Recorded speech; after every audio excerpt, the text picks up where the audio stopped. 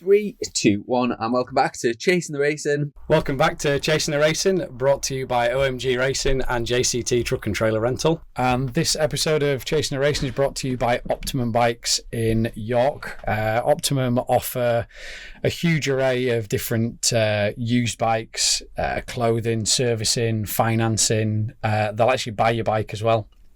So if you're looking at selling your bike, get in touch with Optimum. They're at Bilborough Top on the A64 in York. My brother actually bought his bike from them, so I know that they're a fantastic dealership, still privately owned. When you're buying or selling second-hand bikes, it can be a bit of a minefield. Go and see the guys at Optimum. They will steer you in the right direction and sort you out. So thanks to Optimum Bikes for backing this episode of Chasin The Racin. We're going to do a bit of housekeeping first, just to address the elephant in the room. Not our guest, because he's slim and slender. A lot of questions have been asked about what's going on with Dom, where's Dom, what's going on. So rather than speculation, we just wanted to just put all you guys in the picture as far as what we know. So about 2 months ago, Dom came to us and said that he'd like to take a little bit of a step back from the podcast, obviously with the amount of time and commitment that's needed to be doing these podcasts every fortnight. Takes up a lot of time. Dom's work, he works away a lot. He's contracting with forestry on the railways. So it can be a real pain if he's got a contract and needs to be working away for him to have to get back to try and do a podcast, with also his latest news that he's got the factory ride with Triumph. That's obviously going to be taking up a lot more time. He asked if he could step back into the role where he's like myself, Christian and Josh, where we alternate between us, just to try and spread the load a little bit. So over the last few pods, Dom hasn't been available to come and participate. If anybody who is friends with Dom will know that he's not the easiest man to get hold of. We have this problem with him. I'm sure any of you guys who message him, he's flat out. So we haven't heard a huge amount from him, but he will be back. Don't panic. But as it stands, that's the reason that the sort of Dom hasn't been on a few of the last few, is that we're just trying to spread the load a little bit more evenly, and basically keep Chris's hard work alive. That's the reason for doing what we're doing. Keep Chris's memory going, the hard work that he put in at the start, and we'll keep endeavouring to deliver what we deliver. So our guest for this one is you're my childhood mate. We've been mates for 22 years. Of all the accolades you could have been introduced with, you got introduced as Joe's childhood mate. I mean, he's only boxed off a world championship since last time he came on. I was going to get to that. But let's do the big stuff first. Is it on your CV? Absolutely, yeah, 100%. I can't remember what year it was, to be honest. It must have been like 2000, 99, 2000, something like that. Mate, yeah, something like that. Yeah. But yeah, British Superbike Championship wins, ridden Grand Prix, European stock. Yeah. Fuck it, you've done everything. Yeah, I've done a lot, yeah. It's pretty mad to look back on, really, that I've raced in sort of so much from such a young age, and travelled the world racing bikes. It's been a roller coaster ride. I was chatting to somebody the other day, and when you go through all the years that you've ridden bikes, and I've been really fortunate, and sometimes looking back, you could have done better. You could have made more of some opportunities, but also it could have gone worse as well. So I need to look back and be happy, but it's not over yet. We're still looking forwards. Hopefully we've got a few more years left in the tank yet. I'm a few behind Christian, shall we say. So need to be making some more of the years coming. Have these two worded you up to do that? They haven't they? No, Christian, it's because you're an old man. We had a look, and the last time you were on was 21, was it? Yeah, it was. So what were you doing back in 21? What was the situation then? I was riding with Tag, Honda, VSB. Yeah, it was. I do remember coming up to Newcastle Way to record that pod with Christian. Tag Honda? Yeah, they were Yamaha the year before, and they changed to Honda in 21. Because that Yamaha year, you had horrendous chatter issues, didn't you? I really remember that being a thing. I remember talking to you about the turn one at Silverstone with the chatter, and you could see it, and you're like, bloody hell, now you're getting it round there with that chatter, yeah. No, it was a really bad issue, the chatter that we had on Yamaha. We never found it, we thought we'd cracked it sometimes, but it did really never go. You had that bike off to other teams to try and... I was just about to say, I remember you had it rebuilt, didn't you, by another team that weren't having it. Yeah, that's right. No one's fault. The guys at Tag did try really hard. They tried everything to get the issue removed. And even when Jack Kennedy came in as my teammate in 2020 on the Yamaha as well, he suffered with the same thing. So it was a bit debilitating. Obviously it does put a big question mark on yourself at the time. Is it you causing it? Is it your riding style causing it? You do have to look at yourself a little bit, and naturally it does start making you question yourself, and your confidence goes a little bit, and then you're in a little bit of a negative spiral. But tried to hold my head up, and actually it was one of the reasons why I ended up going off to race some endurance at the same time, was to see whether it was sort of coming from me or was coming from the bike. And actually when I went over to endurance and rode a different Yamaha with you were Wojcik, didn't you? Wojcik, yeah. And went pretty well straight away. So yeah, it was nice to sort of come back and forwards and just I didn't want to give in with the BSB side and let the chatter sort of beat us. But it was nice to go over and ride with the Wojcik and endurance and actually have that sort of freedom back in the bike, that I wasn't having the issues that we were having in BSB. Was that the year you were running third or fourth at Le Mans, and it was so cold in the night you crashed? You crashed it like 3 in the morning or something, didn't you? Or was that the following year? Start of 23, just as a one-off on the Stocker. And the years before, in 22 and 21, I rode for Wojcik on their Superbike with Gino and Sheridan Marias. Right. And it was one of those years, yeah. Yeah. And then you went Honda with Tag. Then we went Honda with Tag in 21, yeah. Obviously, Honda came out in 2020 with their new model Fireblade that Andrew and Glenn were both riding for Honda Loud for BSB, and it was going really well straight away. And obviously, I had a bit of a connection with Honda from my past, so when we're having the issues with the Yamahas with Tag in 19 and 20, we decided as a team to move to Honda for 21, yeah. And it didn't really change it, if I'm honest. Yeah, it didn't really change too much, although we had some new material.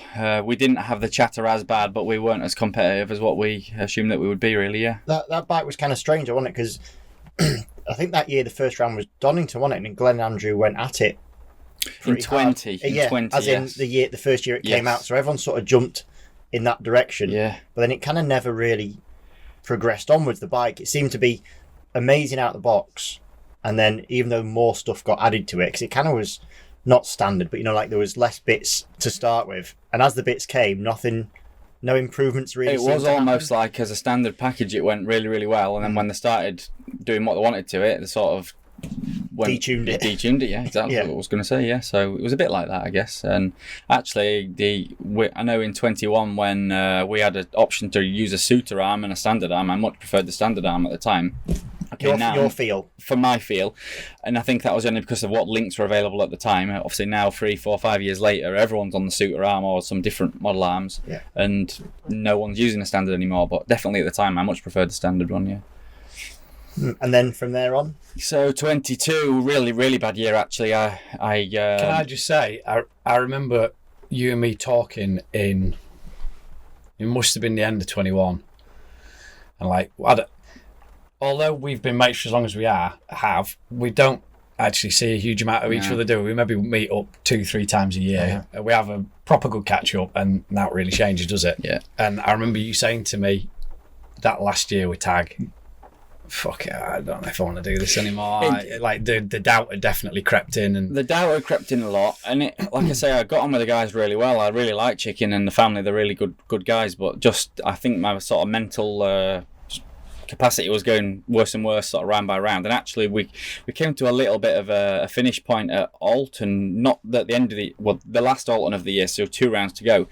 I don't know if you remember on the TV, it blew up in morning warm-up and I had a massive crash into Druids. I do remember that, because it blew up, and that was like as low as it got for me. I didn't think I could sort of take any more at that point, so I just pretty much said to the guys, look, I don't think it's working. I'll stand on until the end of the year to remain professional, but my head's pretty much gone with this job now, so they let me go sort of there and then, and they moved on to someone else, and I stopped that year. You mean personal doubt, or you mean team doubt? A bit of both, yeah. Personally and team. The results weren't getting any better. There was more issues creeping in. My head was dropping lower and lower. Yeah, and looking back, actually, that was the point I should have made the change to stock, which I did 2 years later. Yeah. Mm-hmm. But for whatever reason, I was offered another Superbike contract for 22 with the PR guys in Liverpool, and thought, okay, well, I'll have another crack at Superbike. And in hindsight, I shouldn't have done that either. But of course, you're offered the Superbike again, and you're chasing your Superbike dream. And yeah, I should have stepped back a little bit then. That PR team's it's not in the paddock anymore, which is a shame. It's a big loss because they were around for a long time. And when you signed up for them, they'd kind of gone every year. They'd stepped up a little bit more and more. So I get why you went and signed there, but I remember seeing you go over the start finish at Knock Hill, and the thing was tying itself in knots. Like, was that just a? Yeah, it was a bit of a disaster from day one. Honestly, I don't want to. If I said some of the things that happened, it would really sound bad about them guys. And again, they put a lot of money in and all that sort of thing. But yeah, there was some issues there that were dangerous. And I remember at Brands Hatch, which was about round 4. I'm hoping you're going to tell the story that you told me. Yeah, well, I will do. I'm with my young teammate Dan Jones, who was a cracking lad. He had some talent. He was a good guy, and we had all these issues again. And I said, look, if the bike breaks in this race, I'm done. I'm going. That's it. Job's off. And 2 laps into the race, the dash had lit up like Star Trek. Warning, overheating. And I thought, look down, there's water everywhere. Can't carry on. Pulls in. And I just said to the guys, I'm done. I can't take any more of this. It's my head's gone. So I just had to walk away. And I remember getting in the van, driving home from Brands Hatch, having quit with the Superbike team. I had nothing else. I couldn't ride a stock bike or a super sport bike. I couldn't ride a mini moto. I had nothing, so I had to just come back.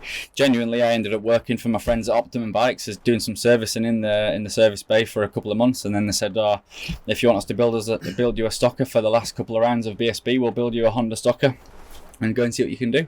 But in the middle of all of that, you crew chief for Chrissy. Oh, I did, yeah, completely, yeah. Well remembered, yeah. Crew chief for Chrissy at Thruxton and Cadwell. Yeah. Yeah, I remember Chrissy calling and saying they've got no one to help out. Would I be interested? And at first I was like, geez, I've never done anything like this. Okay, I've got a little bit of experience now, but not sure I'm the man for the job, if you know what I mean. So I left him with that, and he called back a couple of days later and said, if you want to come do it, you can do it. Because he rang me and asked my opinion. And I said, "What did you say?" Well, I said, "What are you trying to achieve?" Because, and he said, "I just need somebody who understands. Yeah, just need someone who can understand what I'm saying, and we can relate that then to change on the bike." Because he said, "I haven't got that at the minute." Yeah, and And I says, "You'll get on with him because he's horizontal." Yeah. No, I did enjoy them, to be fair. I mean, I went into that feeling, I'm a little bit of a duck out of water here. This is a bit strange, but I actually quite enjoyed it. It was nice being a little bit on the other side of the fence. Did you feel any pressure? Or was it different pressure that you'd not felt before? Yeah, a bit of a different pressure that I had not felt before. Yeah, I felt a little bit more responsible. Like as a rider, you just go out and you focus 100% on the job that you've got to do. But actually, being on the other side, and I've only skimmed the surface of what it'd feel like for a proper crew chief. I didn't have a laptop in my hand. I wasn't doing anything electronically. I was really just taking information from Chrissy, chatting with him, trying to help his feelings and his sort of mental side, and then apply any change on the chassis that I feel like I could bring from my experience, really. So it was only really, really basic sort of basic experience that I was trying to help him with at the time. But you were essentially setting the bike up. Yeah. We just do general, balance, ride height, springs, preloads, general top end stuff. Did it grip you to be doing that and not be riding? Was it hard to drive all the way to Thruxton without your kit bag? I bet you had a kit bag in the van. No, I didn't actually. No, I didn't know. Just in case someone gets injured on a stocker. I know a lot would, but I didn't actually at the time. But did you find it hard to go down there and then be like, right, I'm gonna have to? I'm not here to race now. Yeah, a little bit. Yeah, I mean, I just didn't. Genuinely, it was at the time where I didn't even know if I would pick up a seat again or ride again. So I was going there thinking, well, could this be my new future? Could this be the direction I'm going to go down? Or do I really still want to race? I was waiting for that feeling to come back of fire. Like, do I really still want to race? Or do I really want to try and... Come on, let's be honest. We all know how hard it is as a rider, trying to earn a little bit from doing it and everything else. So I didn't know at that point whether I had to go down a different route for work, for job. Bearing in mind I'm working in Optimum doing some servicing at the time, whether that was going to be my future. So I sort of went down there thinking with an open mind, could this be what I'm going to do, or do I really want to keep racing motorbikes? And did you enjoy it? Did enjoy it. I did feel pressure. I did relax into it, especially by the end of the second round at Cadwell. I did relax into it a little bit once I understood Chrissy a little bit more and sort of how the team worked a little bit more. How was he to work with? Spot on. Yeah, we all know how Chrissy was. Spot on. You know, the dialogue, the communication, the sort of giving him a pat on the knee, the using the experience I'd got. Everything was easy. There was never a crossword. It was nice. It was a good experience. I'm glad I did it. I look back and I'm really glad I did it. And it's funny, like, as riders, we think we're the only ones that feel pressure, but you never actually... I've never contemplated that team members can feel the same pressure. They're in the same... Well, I've never asked one of my crew chiefs either. I mean, it'd be a good question to ask, wouldn't it? Yeah, you know? 100%. Well, I've literally Are you all right? Are you all right? Yeah. you need 10 minutes. Yeah, I've literally just had first-hand experience of it going to a test with not a crew chief that's done the rounds loads and loads, but we had the conversation about who's feeling nervous, and I'm like, I never even gave it a thought that mechanics could feel nervous or crew chiefs, or, you know, like, it's never even quite in a wrong way, really. I've experienced a little bit when I've done little bits for John McGuinness, and that thing of, oh, fucking hell, did I tighten that wheel up? I can imagine on the roads when you're a mechanic, like on the roads will be another level. Yeah. On the roads will be 100% will be like that. The TT to set someone off down rail there and go. Yeah. Oh, did I tighten that wheel up? 18 minutes. Yeah. But you know, we had a few issues with John that. One of those things, which is easy to say, isn't it? But you know, a rad cap came off, which. I won't tell the story of who put the rad cap on, but it was nobody from Honda that put the rad cap on. But we all looked at each other afterwards, and we all sort of... We had to have a little debrief about it between ourselves, because we're like, that can't happen. And we know why it happened. And we know we all watched the person do what he did, and none of us went back and checked it. Little things like that, the pressure is... Yeah, it's not a nice feeling. Because then you think, well, if something does go wrong... On you. Fucking hell, yeah. Going back to the PR thing, because... Your mindset must have been pretty strong, because that was a paid ride. Yeah, so actually I was quite buoyed by the first test. I remember we did a test at Silverstone Triangle Circuit, the national one, and I was really strong on the first couple of days testing. I think I was like 6th and 9th on day 1 and 2 or something. So by the time we went to sort of round 1, I was feeling like, okay, I know I'm not with the factory team, the big team, but I feel like we could do something that's decent enough for our level. And actually from there on in, it just sort of got worse and worse and worse. So I did start out in a really sort of strong mindset, thinking, you know, I can just be back to normal. The chatter's gone. I'm riding on a bike now that, you know, it isn't vibrating and chattering. Then obviously some other mechanical sort of gremlins crept in, and yeah, we were doing engines quite a lot. We were blowing up quite a lot. We had oil leaks quite a lot. None of that list. Quite a lot should follow. Any of that you just said. No, sorry. And yeah, there was one issue at Brands Hatch that the front wheel went in the wrong way and the disc was rubbing on the fork leg, and I just thought, not quite sure Didn't about you lose a screen at Brands Hatch as well before you even got out of pit lane? Can't remember that one. It may have happened, but I can't remember that one now. All right. So look, you know, basically, cut a long story short, these couple of years just broke me a little bit in the BSB thing. I just mean that mindset to leave a paid job. Essentially, you've got a young family. You've got. Yeah. Do you know what I mean? It's a big thing. Everyone thinks, like, those that see it from the outside, you think, oh, you're living the dream, and yes, it's a very privileged position, but the pressure's that's still a very massive, strong thing to go. Do you know what? This is enough's enough, and you're not whatever it is, you're not enjoying it or whatever. I had to force myself to break the chain. You know, what was happening was just this snowball effect that was coming lower and lower and lower, and I was like, there's nothing really now to stay here for other than a few grand a month, you know, a job as such. But that didn't really matter to me in the grand scheme of things. Is if I wanted to keep racing, I knew I had to break the chain and start racing somewhere else and sort of rebuild myself again. Was that a fear of, I'm going to get hurt here? Or, partially. Or was it a pride thing, or like you say, it's just descending into more and more negative environment? It was the descending, yeah. And look, I don't want to bring that massive negative sort of aspect on this again, but it was just descending. I just saw myself going nowhere. Yeah. So I thought I've got to break away. For me, you know, not for any sponsors or team. It was all on me, and I had to just break away, have a think. What do I want to do? Is this a crossroads where I chase another job? Is it in bikes? Is it out of bikes? Or do I still want to race? You know, by then I'm 34, 35, whatever I was. had a few months off, like you do, working in the dealership, and Had the phone rang? No, because that always blows my mind. Yeah. Which there was contributes. No stockers ringing you or lads saying, "No, do you want to come have a ride on this?" I think I had 1 or 2 tentative calls from some stock teams, yeah, tentatively, but they were never the deals that I was after. You know. Do you know what I'd have loved to have seen? I'd love to have seen you jump on a super sport bike. Would you?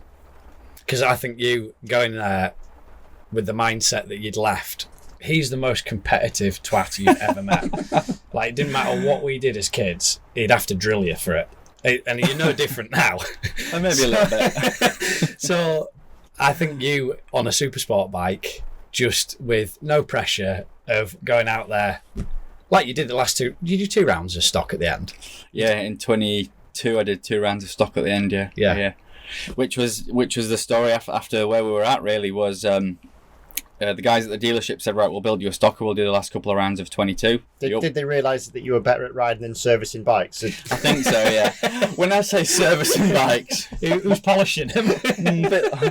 changing like brake pads, cleaning brakes, dropping the oil, putting a new filter on, that is it. That's where my sort of buck stops, that's you all. weren't re-shimming valves? No. I wasn't doing anything detailed. I was just doing the basic stuff to help the mechanics out a little bit, really. Didn't you ride the Batham's bike? I rode the Batham's bike at the end of 2020. Oh, yeah, I'm getting confused. That's the one I was thinking it was the end of that one. So that was pre all the Superbike stuff then? The Batham's one? That was that was during my tag term. So in 2020 at tag, we still had the chat. So I joined tag in 2019, did a full year, continued for 2020, but we still had the chatter after 5 or 6 rounds. So Rob let me go and ride the stocker for Batham's while I was still sort of contracted to tag, if you like. I thought that was later. While they changed to Honda. Right. It was, you guys are right. It was a complicated period for me, and it was great that the tag guys sort of let me go and ride something else while they were sort of changing brand. But again, that must have been quite a good confidence boost because you went. I remember watching the first session. You went straight out and you were just on the pipe straight away. Exactly. So you've gone from having all these issues with chatter, not being where obviously you should be, and then. Exactly that. Nice vindication for you to go, do you know what? It was, definitely that. And, the word in the paddock soon spreads, doesn't it? It's Dan, causing the issues. All the teams then think that I'm done with. And actually to jump back on a stocker and be straight up the front was, it isn't me, It was a nice feeling, but of course that soon wears off. You get back into your mindset of, right, let's try and get the job done on this bike or win this race, whatever, and get going. So I had a great. Michael was great to ride with, actually. I didn't know Michael massively well at that point, and to jump in a team with him and Alec was really good. I had a lot of fun, relaxed, and the bike was pretty good too. And had a couple of good results with them guys. Yeah. So end of 22, they said, right, we'll build your stock. Optimum said, Ian, Optimum, yeah. You need to give a shout out to Ian. Massively, honestly, that guy when he picked me up a few years ago, he has genuinely rebuilt the second wind of my career.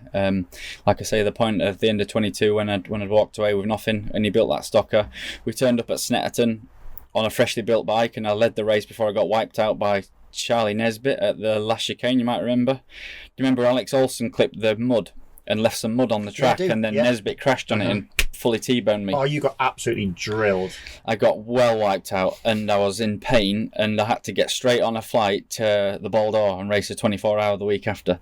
So I remember being pretty beaten up during the practice week, but actually I freed up quite a lot for the race weekend. But again, so Optimum built a 30 grand stocker that got written off in the first race while I was leading it. So at this point, you're just thinking, like, my luck, the last few years, how they've been, all these problems, we finally get a little bit of a break. We're on this stocker, we're leading a race, finally something's going to go well, bang, taken out.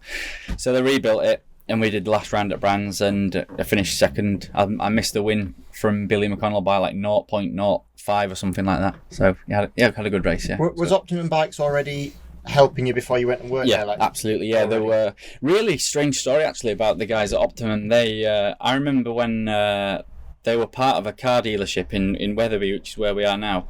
There was an established car dealership called Optimum Vehicles, and I walked in one day. I don't know if I was looking at a car or something, but I saw like 3 or 4 bikes in the corner of this dealership. And it's actually really not like me because I'm quite a quiet lad. I don't really go and introduce myself like that. But I was like, what are these bikes about? What's going on here? Say, hi, I'm Joe's friend. Should have done, shouldn't I? And You might recognise him. And Claire, which is the owner's wife, actually said, "Oh well, it's a new dealership we've started. Ian's not here at the moment. He's the owner. Nip back if you want and have a chat with him." And I was like, "Well, I'm Dan. I race in BSB, ride for Honda at the time, all that sort of thing. If there's anything we could do together, maybe a bit of a partnership, sponsorship, then I'll come back and have a chat." And it's really not like me. I don't sort of do that stuff, and I'm not that good at it. And actually, from that point on, we've been good friends, colleagues, and yeah, massive shout to him. He's really given my career a second wind. From building that stocker in the end of 22 to then providing me with a full season in 23, which ended how it did, but realistically we won the championship that year before it got taken off us, and then that provided me with a platform to move where I have to endurance. So massively thankful to the guys at Optimum. Yeah. Isn't it mad, those chance encounters? It's normally how those sort of things happen, is they're never meant to be, but those chance encounters that can change the course of a career or provide opportunities. Yeah, exactly that. I mean, I'm sure they're devastated. You went in there with every intention to spend money, and it cost him cost them a fortune. £500,000 And it's got them, I bet you wish you never went in that day. Yeah, and it's got them hooked on motorbike racing, and now they're spending money left, right and centre on motorbike racing. But yeah, because they've got a big dealership now, haven't they? They've grown well. Yeah, I mean, 64 there in York. Little plug there for you. So big plug for them guys. Yeah, I remember seeing them when there were 3 bikes in the corner of a car dealership, and now they've got quite a huge standalone motorbike independent dealership in York on the A64. You're probably stocking 120, 150 bikes. So yeah, they've done really well for themselves, but they've worked hard. I've seen with my own eyes, how hard Ian's worked, the hours he's put in. He's done very, very well. Yeah, fair play to him. So that was 20. Yeah, well, I think we do have to talk about 2023 in that stock year, because Why, it's anything interesting? well, something happened. I don't know, a bit of controversy, isn't there? Yeah, you won the championship that year, didn't you? I'll let you say that. Yeah. Well, Christian, What, is it down to me? yeah, you go in. Do you know what I think? I say the wrong thing apparently. I think that sadly nobody won the championship. So for those that don't know, Dan won the championship on points, didn't you? But then in the last round, your bike was pulled for something which we can talk about if you want to. And essentially, Richard Kerr won the championship, but it was post race. You'd already stood on top of the podium, hadn't you? Took the title, had the photos. It was a couple of weeks after, was it not? When they What about a month after? Was it? So yeah, in my mind, it's almost you won it and got the accolade, but then got it took away from you. Richard won it, but nobody ever really knew that he won it. I don't think anyone won.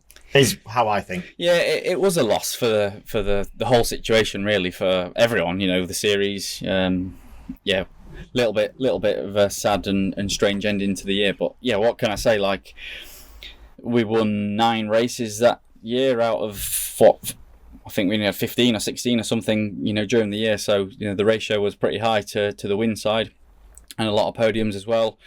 Unfortunately, the last round was this triple point system or whatever it was, where there was 35 points, is it, up for the win? Is that what you have now? I think 35 at the last round. Yeah, I think we have more actually is now. It? Yeah, it's a lot. It ramps. Yeah, it's 35. You're right. Yeah. So, which is why he was able to go and potentially win. So when the disqualification thing happened and I got booted out of the points for the last round, I lost more points than normal, and that's what did put me back into second, really. But yeah, so genuinely the story is this, and I can remember it as clear as day from when the master cylinder went on.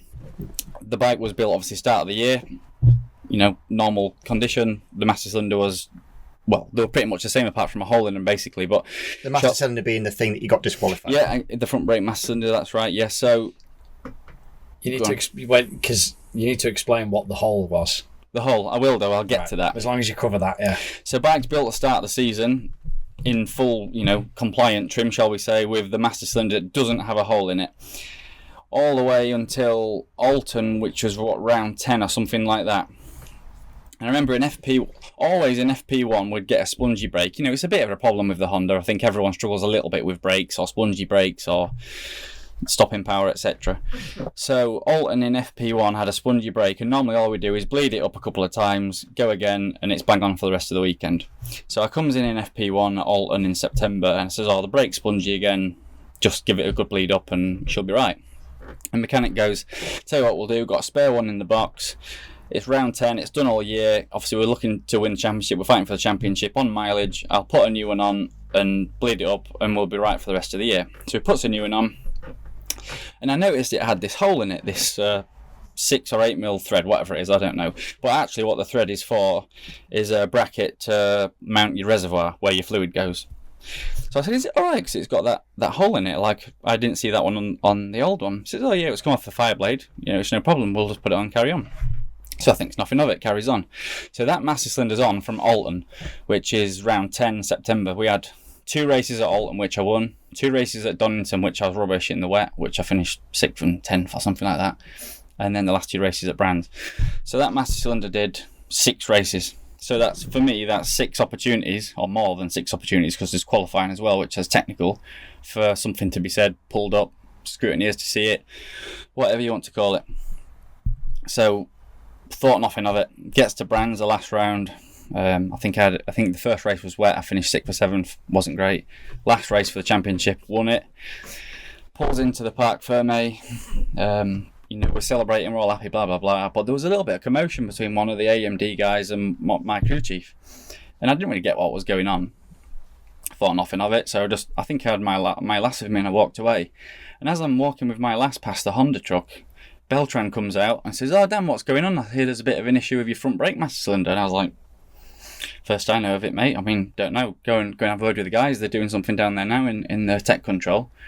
And then that's the first I sort of got to hear of something that had blown up, and there was this apparent issue with the front brake master cylinder. So obviously then it went more legal, shall we say, or more to the board, the MCRCB. I know they did some checks, and the final ruling was that our front brake master cylinder was deemed as unhomologated because of the 6 or 8 mil thread that was inside of it. We had it sent to Brembo, we had it checked, they had it measured, all the ratio, all the piston size, but it was all for nothing, for no avail in the end.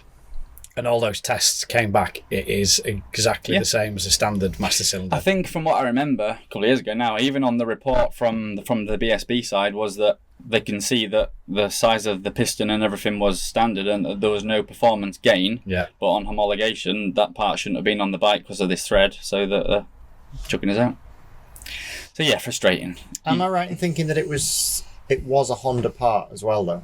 I believe so. The mechanic said that it's come off of a Honda from what they stripped down, they put in the boxes, the spares. That was his train of thought, as that it had come off a Honda. But one of the queries from Honda at the time were that they think it's not off of a Honda.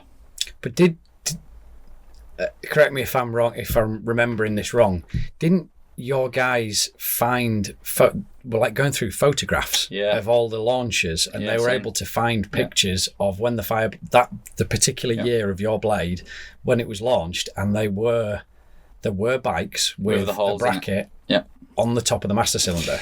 Yeah, that's right. So I've still got some of the pictures somewhere on my phone of that, actually, but I think they were like European, still Honda Fireblades 2020. The model of the bike that I raced was a 2020 bike in 2023. And we found some of the 2020 bikes, like promotional videos and promotional specs that had the master cylinder the same as what we had, but it went nowhere. I don't want to be too controversial, but we're a pretty firm believer that there was something a little bit backhanded or untoward going on with the situation. But hey, I'm out of BSB now and I've moved on. Moved on. We're not moved on yet. You're not so easy. Come on, give me more. That was too trying to get simple. out under the carpet, wasn't it? Moving on. That's everything. World Answering champion. your question. No. Keep going. Did you only get disqualified for the one race? No, both races at Brands. Oh, did you? Yeah. Which was why we ended up being more points behind. Okay, and the way you worded it, you think they were fully aware that you had that on at previous rounds? Yeah. Do you think that the opposing team waited for the big points haul? Correct. I do, because they were all over the bike all year. They were on their hands and knees looking at it. He's got the nervous tap going on. I don't know if anyone can hear it there. Yeah, they were on their hands and knees looking at it when it was parked outside the awning. So yeah, I think every round. Most rounds. And then you think they were just waiting to the right? He's going to end up trying to dominate in here at Brands, and that's when the biggest advantage for us getting a little bit of a wait till the last round, till the most points are available, and then bring it out the woodwork. Then I mean, in that interim period, obviously you said you won the championship, you're walking away with your missus, job's a dream, everyone's really happy. All of a sudden, quite quickly after that, you become aware of some kind of issue. Yeah. How quick did you realise it could potentially be a serious issue? Yeah, probably. Well, say we got notified obviously on the day, and the next couple of days I saw some like press stuff that the opposing team had put out, so I was aware that it was going, down the serious route, shall we say. So a couple of days after Brands, I realised that this could be in jeopardy really if this doesn't go the way that we expect. It could, we could be demoted. But it took so long, it was a really lengthy process from like the day of Brands until the day of the final result, shall we say, and know that the points got taken off us was 5 weeks or 5 or 6 weeks. It was a long wait. But yeah, what can you do? It's out of your hands. I sort of always at that point felt, well, I've done my bit. I delivered the bit that I'd hoped to deliver.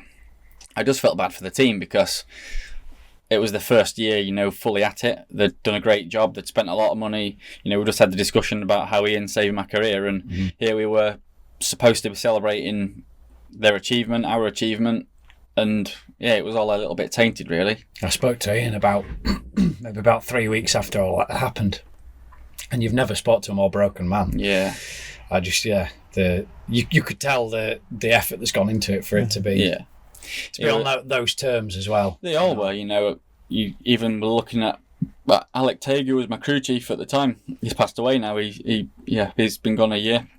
Shout out to Alec as well, because you guys, he wasn't sure he was going to bother finishing that season. No, Alec was diagnosed with his motor neurons around the time of the first test of the season at Donington in March 23, and obviously a pretty tough time for him and his family while he's trying to crew chief or start the season crew chiefing with me. And I'm pretty sure he had discussions where he was deciding, does he want to even continue with the job? Does he let us down before we've even started, or does he use racing as a distraction for his illness and plough through the year, which fortunately is what he did. So he continued. We knew of his diagnosis all through the year. His condition was deteriorating a little bit throughout the year, but never enough to not deliver the job that he had to do. And we had a great year. The comms was pretty sweet between us both. Worked well with each other. But actually, it's funny because I worked with him in 2011. I think you did maybe in 10 at SMT. 10. And I didn't get on really that well with him at all in 2011. He was a bit fiery. I was a little bit young and maybe a little bit fiery too.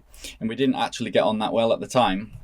Had 10, 12 years away and came back and got on with him really well. So it was quite nice to sort of finish that cycle. And obviously his illness was sad and he's passed away. But winning that championship as well on that day was his first championship that he'd ever won in Stock 1000 after about 10 years of trying. So it was very fitting, on that day to have won it for several parties, really, for the team, for Alec, for me. And when it went as sour as what it did afterwards, he was gutted as well because obviously he's worked a long time to try and win that as well, and was realistically having 6 months left to live, so it was pretty tough. Yeah. Earlier on in that year, you'd had a call for an opportunity to ride a Suzuka, hadn't you? I had. With Auto Ube. Yes. Which is basically a satellite Yoshimura team, isn't it? Do you want to? Shall I tell you the story how that happened? This was mental. That is the reason you're sat in that chair, Dan. So I am at Donington BSB, round 2 or 3, whatever it was, and talking to Danny Kent, and he's saying I had a call to ride in Suzuka on quite a good bike, but he says, I don't really want to do it. I don't know whether he didn't want to or wasn't allowed or whatever. I said, mate, if you can't do that, give me the number, give me a shout. I'll do that. I've been a few times. I'm well into Suzuka. I love it. So I got the details, contacted the team, put myself forward. Didn't have a clue if it was a good bike or I didn't have a clue about the bike. Anyway, they said, okay, we'll accept. We see that you've been before, but if you could come over to Japan in May and just show us who you are, have a go on the bike, see whether we think that you're a good candidate for it, we'll take it from there. I turns up and it's a full Yoshimura bike, like from the year before. I just couldn't believe it, on Bridgestones. I've never ridden on Bridgestones. I got out on the bike and it was insane. Like, I've never felt anything like it, and I'm going 2-3 seconds faster around Suzuka than I've ever been in my life. So obviously it was amazing. The team were pretty keen with how I did. Didn't we have a conversation to bring you over? We did. Same year. Yeah. Was it same year? Same year, because teammate got injured just before the race and they needed another rider, so I gave you a shout, didn't And yeah, we finished 4th in the race, 2 seconds off the podium. You did it with 2 guys, wasn't it? Two guys, with me and the Jap, Takuya Suda, Yeah. And I had a cracking last stint on the dark. I was riding like a man possessed. I knew that the podium was close, so I just rode like a nutter. And I remember watching you come through turn 2, 3, where you've got that fast left, right, left, and Eurosport had just panned to you at the right time, and you've never seen a man with so much confidence in a front tyre. Because I remember thinking, fuck, he's after putting that thing over the fence. Yeah. Just so much. Was that Bridgestones? That was Bridgestones. Because you told me as well, you came back from there and just had a completely different way that you rode the front end of the bike after that. The confidence I found in the front of a motorcycle using a Bridgestone front, I came back to my stocker in the UK and I just hammered the front. I just treated it like a Bridgestone front, and the more sort of force I put into it, the more it gripped. So the more it gripped, the more I turned the bike in. I found like extra confidence in the front of the bike, and yeah, probably it was the front brake master cylinder, but in my opinion, it was something different. But anyway, how it goes. But at the end of that year, you've obviously done that. We spoke quite a bit after what was going on with the stock thing, because fair to say you weren't in a great place, were you? It was a funny time because Optimum's plan originally was to move into Superbike. Yeah. If you won the championship, they were going to invest, try to get sponsors, go into Superbike. We'd had some discussions with Honda. I tested the bike once at Donington. I'm not going to say they're all set. The budget wasn't there, but their intention, shall we say, was to move into Superbike. And behind the scenes, there was a couple of emails floating back and forth between myself and Yoshimura about a potential seat coming available in endurance. We had a chat about this again, didn't we? Because you got the email about that, and I was like, "Give me that contact. I want to do it." Christian didn't. What Christian's? Is you my manager? Christian keeps getting contact from Yoshimura even now. Yeah, we just had a conversation then about how I got the wrong email from. I don't think anyone's going to listen. I don't think anyone from your team's going to listen, so it's probably fine. But I'd ridden for them in 22, hadn't I? Yeah, at Spar. As a 4th rider, I hadn't ridden for them, but I was. And then, so I was in their email database, whatever it was. And then it was funny because I got an internal email between this. It's kind of a French-Japanese mix, isn't it? So the 2 bosses had emailed each other, but emailed me. Don't know why.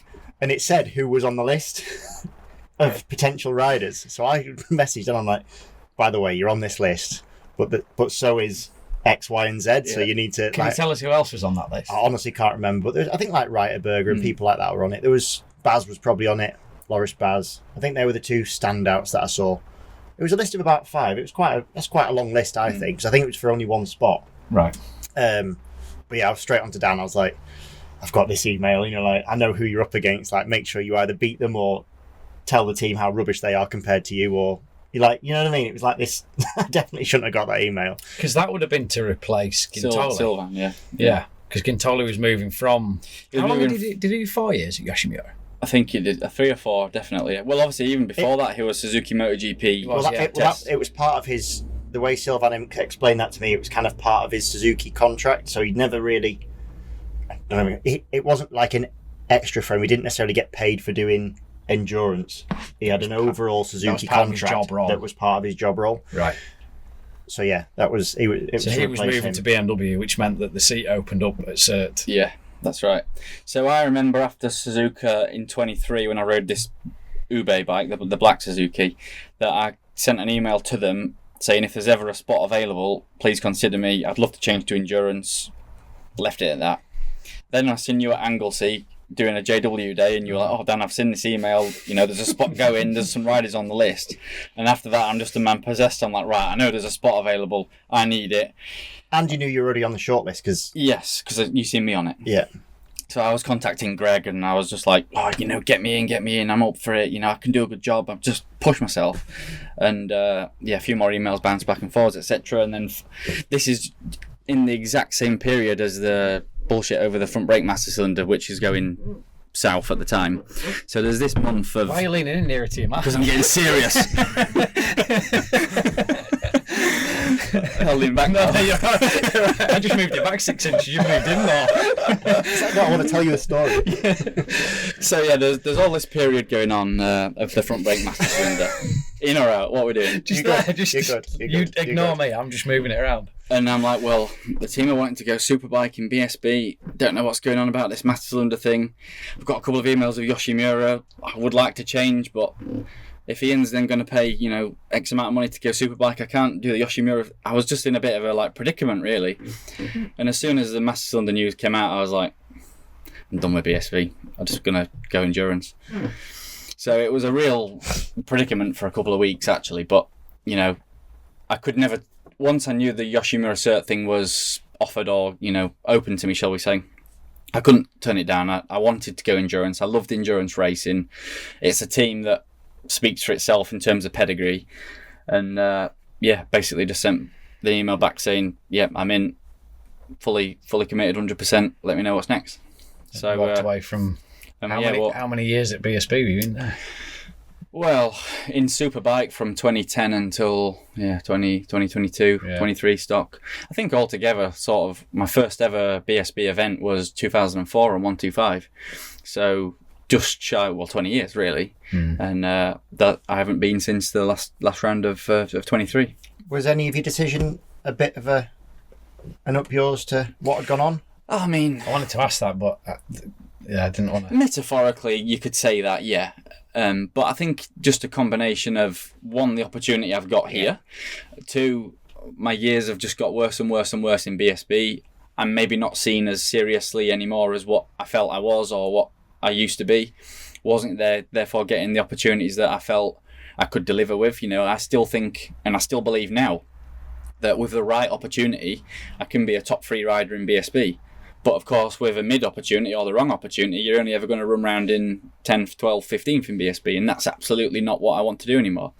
The year of 2023 really changed something in my mindset that I now want to race to win. Whereas for too many years I raced just to be part of it, or to be a Superbike rider, shall we say, or in hope that it's going to go better than what it is, shall we say. But so really now, actually, I've got a bit of the winning bug, and I don't want to give that up. I want to keep winning. Which is 2024, first year with SERT, first full season in EWC, and you came out of it as a world champion. Yeah, definitely. Yeah, it's sounds amazing, doesn't it? It's the things that dreams are made of. Jason will. I know you're seeing Jason a little bit later on, aren't you? But Jason will say the same. I can't believe actually that the first year we ended up winning it and becoming a world champion. When you're a young kid and you're asked what you want to be when you're older, you always go to that default, I'm going to be a motorbike world champion. And actually now to be able to say that and have the medal, and it's going to be pretty cool in the future to show grandkids and that sort of thing. How difficult was it to recalibrate your mind? Because again, do you think this was a point in your career maturing as a rider, or as a person generally, where you go from, I've talked about it before when we've done our catch-ups, the endurance thing, your mentality has to change from being, I'm going to that racetrack and I'm going to annihilate every single person there. They're all the enemy.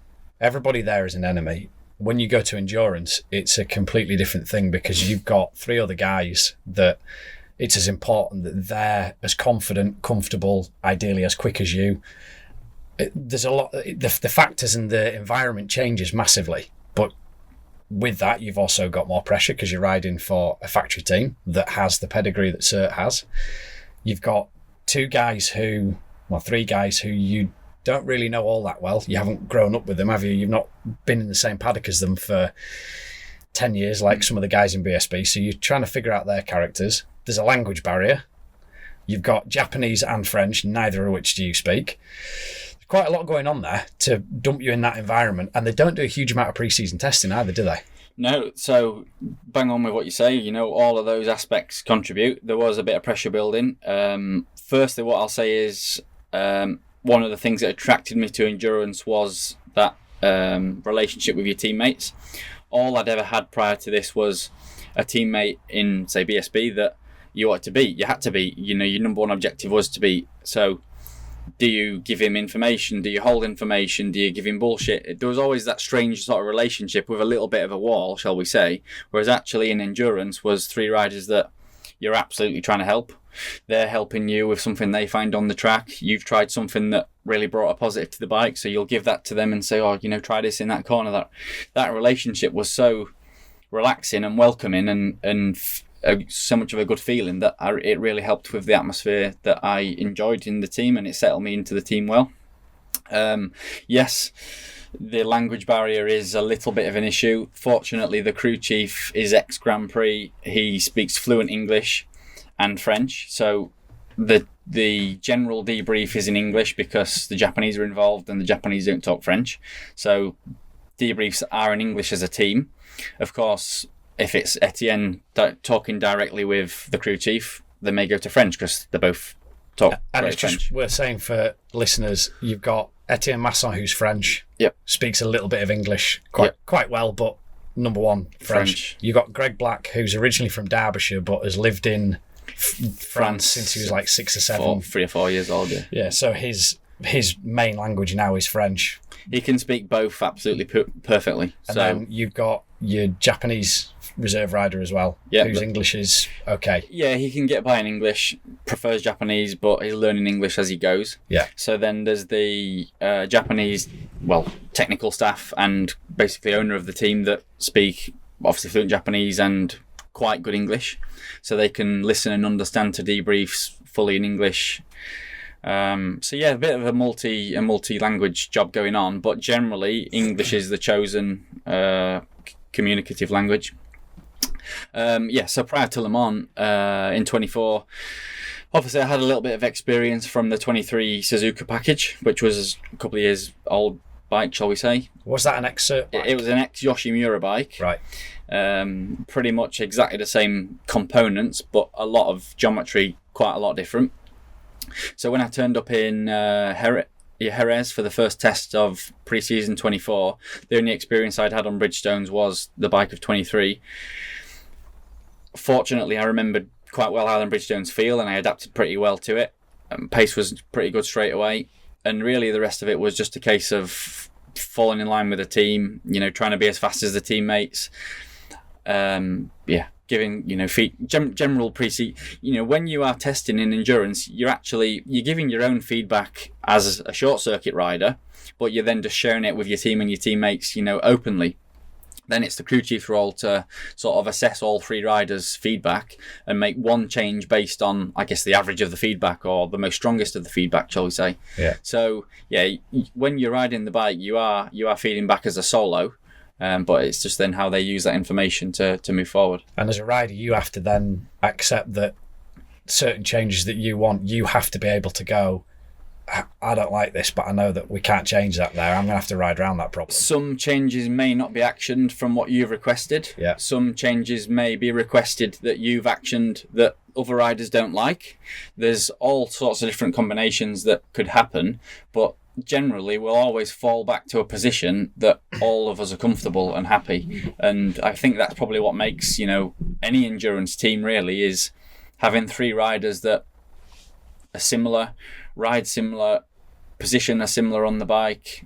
Yeah, that's what it's about, eh? Do you always go in the same order? Yeah. So where are you in not in the pecking order? 'Cause it's I'm not last, pecking order. mate. I'm last. I'm the red So, one. I'm third. You've just said how much you enjoyed working with your teammates, and it's all very lovey-dovey. When one of them puts a genuine heater in qualifying, Yeah. honestly, Yeah. are you buzzing or are you thinking? Yeah, you're buzzing. You are Really? buzzing. You're buzzing because it's doing your team, it's lifting your team to a higher chance of pole position, the average lap time, whatever. But inside you're like, fuck, that's set the benchmark. Now That's exactly what I mean. And I can imagine them sitting there going, right, watch this. Because you have got within the team, so you've got Etienne, but you've also got Greg Black, who is the most testosterone-filled man I've ever seen. And in qualifying, he's a beast. Scary. He is a beast. He Yeah. is a beast. But I think a little bit of that helps helps us out now and again. I've thrown in some quite good laps in qualifying now and again, and I think Greg's been like, "Oh, that's good," and that's G'd him up, and then he's just gone and obliterated. He does not need G'ing up. He is pure ball sack. He is absolutely. He's just a testicle. Yeah, he is just. I was going to say he's one big testicle. But that's not very nice. He did a lap this year in Spar in qualifying that just everyone in the paddock just went, "What the fuck?" Like that was mental. Wasn't it a lap record? Yeah, it's like 17.6 something. Yeah, I think the best ever lap at Spar on endurance was 18.3 or 18.4, something like that. No one had ever seen a 17. And in my first queue, I think I did 18.8, something like that, which I was happy with. It was my best ever lap. And Greg just goes out, and I think he found Sylvan, and he just drafted Sylvan, used him as a carrot. And we're at the end of the lap, we're like, fucking hell, this is going to be good, this is going to be good. And he goes over the line, and it's like 17.6, and the garage just erupted. It was mental. So you are genuinely happy for them, but there is a little bit of you that's like, fucking hell, he's the boy. Like I'm going to... I can totally get that in the race scenario you're fully with it. But just, I don't know, for me in qualifying it would be like, especially being third one out, which is why I asked what the order was. Yeah. Well, there's another part to it, and I guess I don't want to give away too much of the team's sort of secrets really, but obviously in BSB there's a tyre allocation, and because one doesn't get a new tyre basically. So the strategy is pretty simple. Like whichever two riders are fastest in Q1 get the new tyre for Q2. So there can be a little bit of that acceptance from one of the riders that they have to give up their new tyre to whoever is first and second fastest in Q1. Which is logical, and it's the logical way that for them to do that is, all right, well, those two are the quickest, they get the new tyres. But then as the third man, you can sit there and you go, well, how the fuck, I had a bad session, how do I now prove? But you have to park your ego, don't you? Exactly. That's the biggest thing with endurance, isn't it? You have to go, I can't have an ego, I have to put that there. Because you have to... It's for the team. It's not a solo sort of sport, so you completely have to park your ego, like you say. So essentially, if you don't get that tyre, because it goes off, for those that are listening, qualifying goes off your best 2 times. Yeah, the average Added of your together. best 2 times, Yeah, or divided. So I've had both ends of it, whereas I've had not quite a full clear lap, say, in Q1, and I've not made the most of my new tyre, and I've been 2/10 slower than the others, and I've had to forfeit my new tyre for Q2 to give to them. But you're happy to do so because they've already gone a little bit quicker, therefore they've got more chance of improving their average lap time for qualifying. And what you've got to remember is there's points up for qualifying as well in this situation, so it really is a case of drop your ego. The team have got more chance of winning points with the other 2 riders. Let them go and do it. We had a situation at Le Mans where we had the same issue, but not because of allocation, but because of budget. And I was the second quickest, but I knew that Ludo, who is fast, I knew that he had more in him, but he was slower than me. And I said, give him the new tyre, because him going faster benefits us rather than you give it me and I gain an extra half a second. I would rather he gains 2 seconds and goes into tomorrow with more confidence. So give him and you have to it's selfless acts. The only exception really is Suzuka, where you get the top 10 trial, which obviously each rider has new anyway. So does everyone get new in Q1? Yeah. So everyone gets new in Q1. Well, Greg starts with a race tyre, say, as a backup, then goes with a queue. Etienne starts on the used queue, then puts in a new queue. I start on Etienne's used queue and put in a new queue. But that's a level playing field. So that is a level playing field. Everyone gets a shot on one new qualifier in Q1. Does Q1 and Q2 count, by the way? I know this is all a bit technical, but like if you went faster in Q1, it's all combined. It's combined, yeah, exactly, yeah. Yeah, it was a bit of a dream season, though, wasn't it? So you won Le Mans. So yes, back to 24. Yeah, dream season. Yeah, we won Le Mans. I remember Greg standing on the podium and said, "We're bringing it home." Oh, it's come. What did he say? This has come. It's come back home or something. Well, obviously the team are based at Le Mans. Their workshops and premises are a stone's throw out the back of the track at Le Mans. So an important round for the team is Le Mans to try and win. So 24. We had a good run, a good clear run, shall we say, through the race. No crashes that year. It was a learning experience for me, of course. Like first year on with that team on Bridgestones, I had a massive moment during the early morning coming under the bridge at the first chicane under the Dunlop Bridge and nearly crashed it. So I was just telling myself, calm, find your rhythm, back in your rhythm. What sort of moment? Rear end coming round on the way in, or? Weirdly, as you go under the bridge and there's that left kink, I thought I'd clipped a white line in the early morning, and I thought there must have been some moisture or dew on the white line, but I actually wasn't near the white line, and I lost the front on the roll off, and then it just sent the whole bike into a sort of near high side, but managed to catch it. But obviously brown pants, first ride with the team, first event with the team, you're thinking, oh shit, that could have easily been me throwing the Le Mans victory sort of down the drain. But yeah. So yeah, we fortunately won the first race for the team. Massively emotional, day. Yeah, great memories. Great start to the season. It set the good positive momentum going, and we moved into round 2 at Spar. Yamaha tend to go really well at Spar, fast flowing track. It's a really strong lots of mid corner speed. Strong track for them. Yamaha, doesn't it? So we knew that it wouldn't. It was going to be a tough round for us. Usual process, set into the rhythm. Greg, Etienne, me. It feels a lot shorter. Obviously, 8 hours after you've just done 24, but we managed to get the bike over the line in second, about 35 seconds. Conditions off of the win. were. No, fine. 24 was fine. It was sunny and dry all race in 24. Right, it was this year that was damp and wet and horrible. So yeah, we finished second in Spar. Moved on to Suzuka, where we finished third. So that was my first ever podium in Suzuka, which was another sort of monumental moment, really, to have a podium in Suzuka. Everyone knows doesn't come for free on the back of flipping cereal packets. It's a tough one to. Did you nearly get second? Or was that the year where you were battling third to fourth? Yeah, that was the Ube year where I finished fourth, but was battling for third. Right. We were like 2 seconds off beating TSR to the podium. Yeah. It's not only more difficult because you've got more teams at Suzuka that obviously are based in Japan, but I guess they've also got nothing to lose because they're not in the championship battle. Correct, yeah, exactly that. For them, it's just a one-off. There's no... It's either win or exactly. Don't finish. It doesn't matter. They can risk more, actually, can't they? That's what I mean. They can afford to push more, risk more, and get involved in the regulars a little bit more, shall we say. So, which is carnage for a championship that's so short, has so few rounds.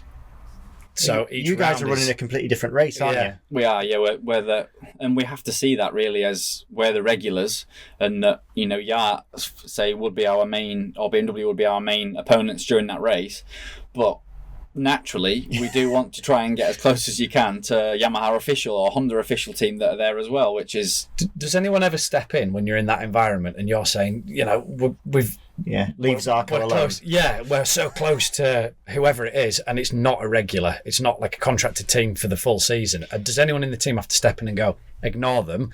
Our championship rival is here. The three in between are local Japs. We don't. I've not had that exact advice. For sure, Yoe would be discussing things like that with the team management. But actually, they just want to push for a podium in Suzuka. They want to fight with the factory teams. In the end, they are. The official Suzuki team, and they want to be seen as equals or as good as or better than official Yamaha, official Honda. So they're just. So in a way, they are pushing you. They are pushing you. Yeah, Suzuka is a.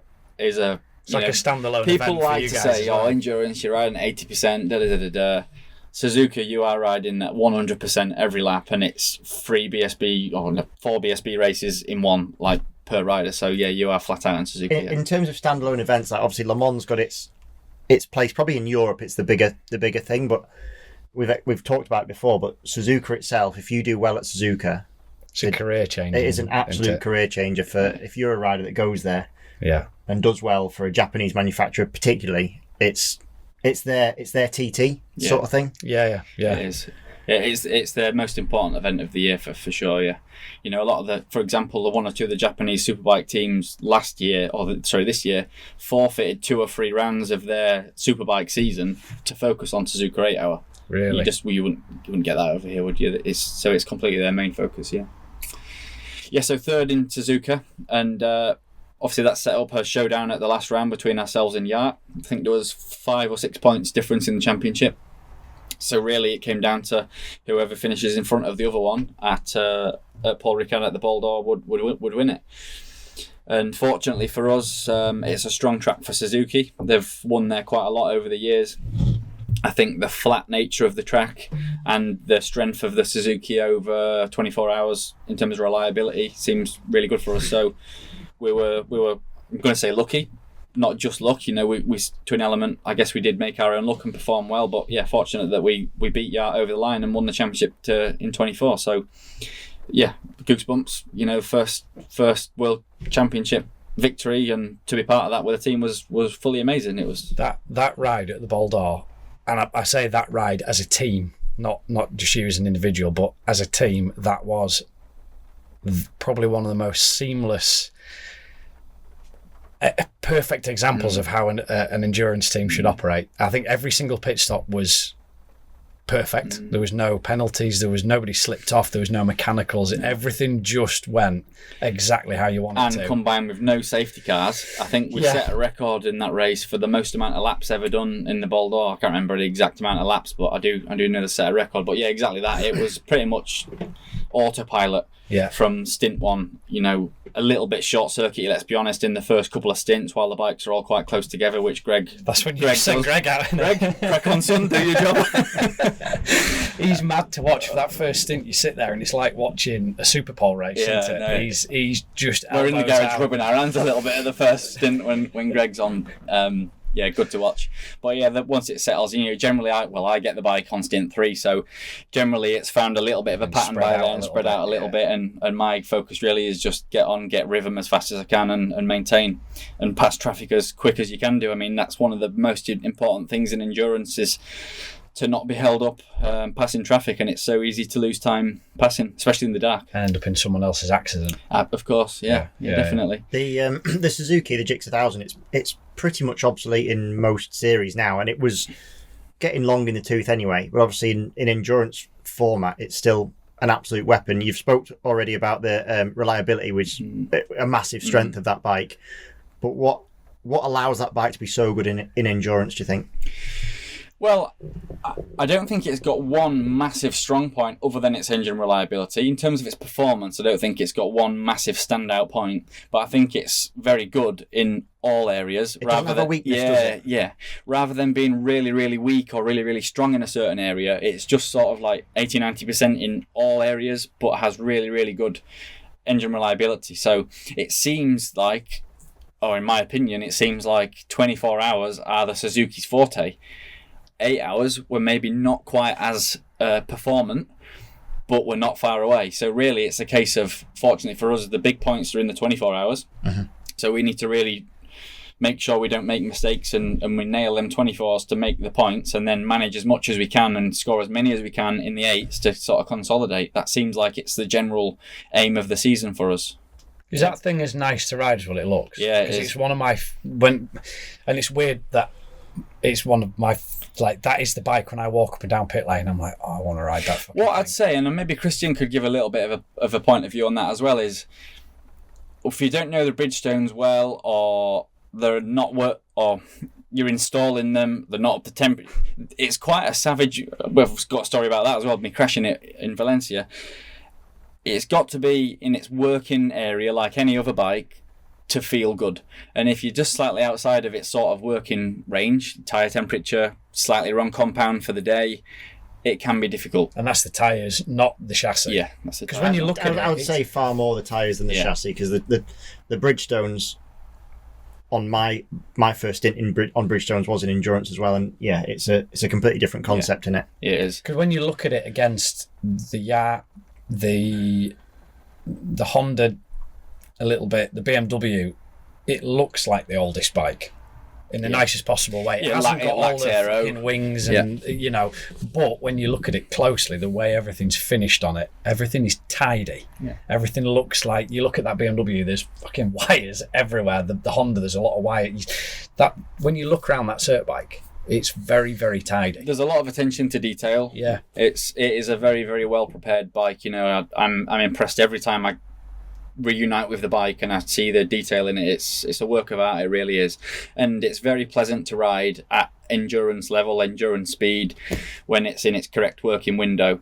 But take it slightly out of that little window, just aggro, and you're knife edge, complete knife edge. Not aggro, but just 1 minute can be all good, next minute do Did you tell me those electronics are basically 2 years behind Grand Prix electronics? So the spec of them is... It's, I can't remember the name. It's Magneti Marelli system. Yeah. And you can split the track up into 9 sections, and you can tailor your traction, anti-wheelie, engine control, everything for each of the 9 sections of track. Wow. Can they have different modes for each rider or not? No, but we have 3 preset modes on the bike. So you kind of can scroll through and change the mode if you wanted to do. Mm-hmm. Yeah. So how long did it take for you to get accustomed again to riding with electronics? I suppose did you use them in stock? I used them in stock, but really low. Yeah. They were turned down. It was active. And it's not the same system, is it? And it's not the same system at all. I mean, I relied a little bit on some in the wet and stock, but nowhere near. You're never riding knowing that there's electronics there to catch you on the stock. Yeah. You were riding BSB wise, and then maybe it would grab the odd little thing to help you. Whereas in endurance, you're relying on the system constantly. So I don't know about the other brands, the BM, the AM, etc. But I know if you go out and you ride sort of BSB style on the electronics, you're sort of a little bit too smooth. You're not working the system. You have to actually be a bit more aggressive. Not too much, obviously, because then you do upset the Bridgestone. But you have to get on it, and you have to make the system work. Actually, yeah. So I know, for example, you'll laugh at this, in Le Mans in 24, first event with the team, in the night practice, they wanted to try something where they thought the TC was creating some instability on the bike. So they said, we're going to turn one of the TC systems off. Not all of it, just like a partial system or something. You've done BSB with no traction control, go and give it a try. So I'm like, yeah, no problems, I'll do that. You know what's going to happen, don't you? Rolls out, did a sighting lap, fine, gets tyres up a temperature, all good. Does the chicane down the back straight, fine. Goes into the right, fine. Goes into the left, open the gas. Oh, fuck, that's me. Can you turn that back on, please? Yeah, exactly. So I'm like, yeah, that TC, I think it needs to be back on. And actually, to back it up, I don't know if you remember in the race, actually in Le Mans, there was a crash in the race. Greg crashed. Greg did the same thing. The TC was off by accident. Didn't high side him, it's low side. It came round, didn't it? And then it slammed down on the inside. And that was TC off again. Was it? There was an issue in the pit stop, and the fuel reset, which the full dash goes green and says fuel empty basically, and you lose all your lap time settings, you lose everything on the dash. So Greg did his pit stop and got back out onto the track, and all he could see was fuel empty, so he was trying to press buttons to make the dash come back on, and accidentally turned the TC off, and he went into the same corner as me and flicked himself as well. So it just goes to show how much you do rely on the TC, or the TC keeps the bike gripping. And that's not to say you guys couldn't ride without it. It's just when you become reliant or used to it, you go muscle memory, you open the throttle, and then... Exactly that. And the bike's set up to be ridden that way. They are, exactly. It's not designed for you to be feeding that. There's a lot of engine control. There's a lot of throttle opening control, power reduction in specific areas, because the Bridgestones are quite easy to lose grip on long corners. So say Dunlop corner at Suzuka, the long left, they're easy to spin, and then when you're spinning, you're losing time, you're creating instability. So actually, power reduction in that area really keeps the bike driving, keeps the bike gripping, and you can easily pick up 1 or 2 tenths in that sector.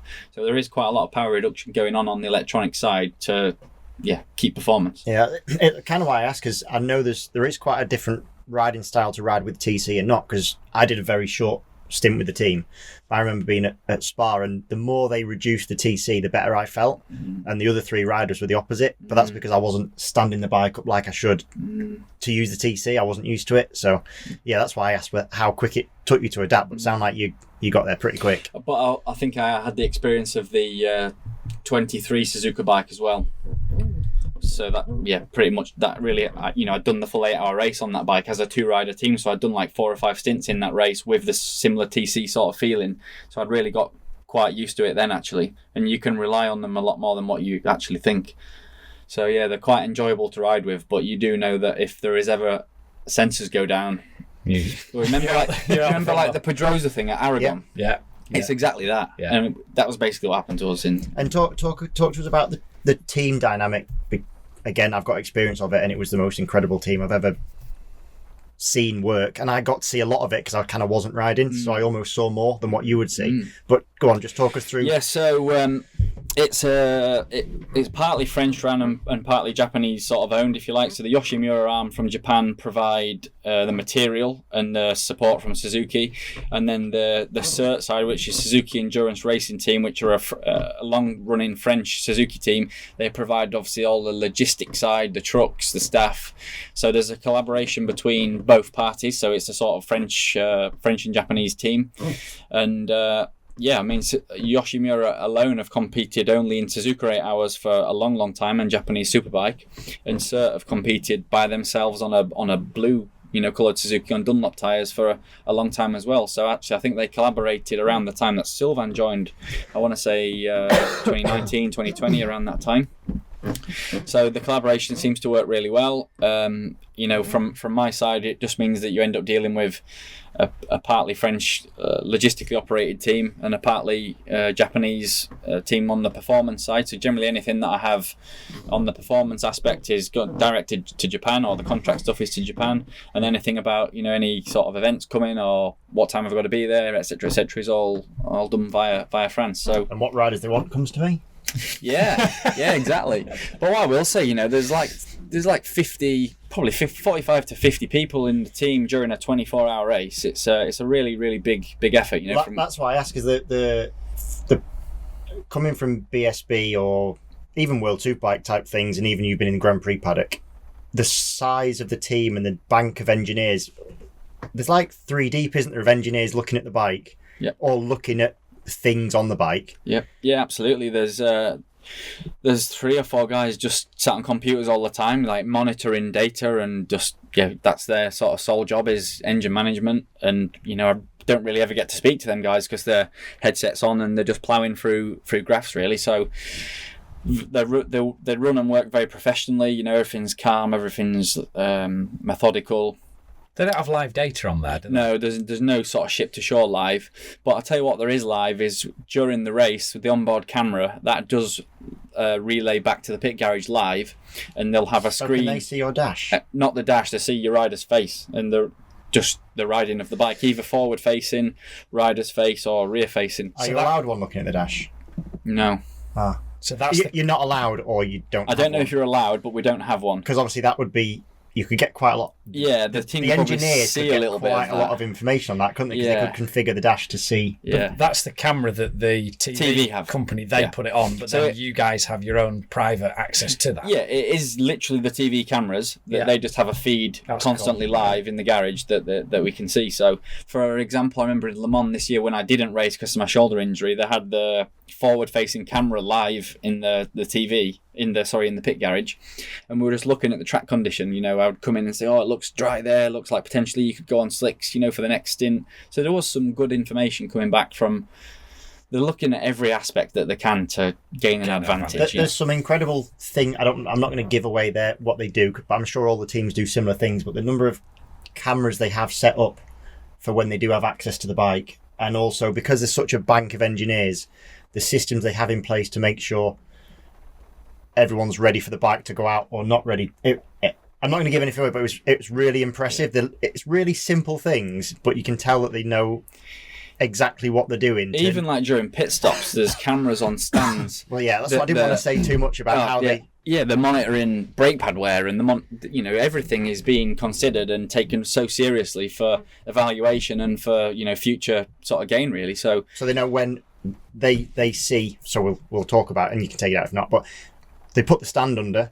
There's cameras on the stand that show inside the calipers, and then they monitor how much wear there's been and how many stints they think they're going to get before they have to do a caliper change. Yeah.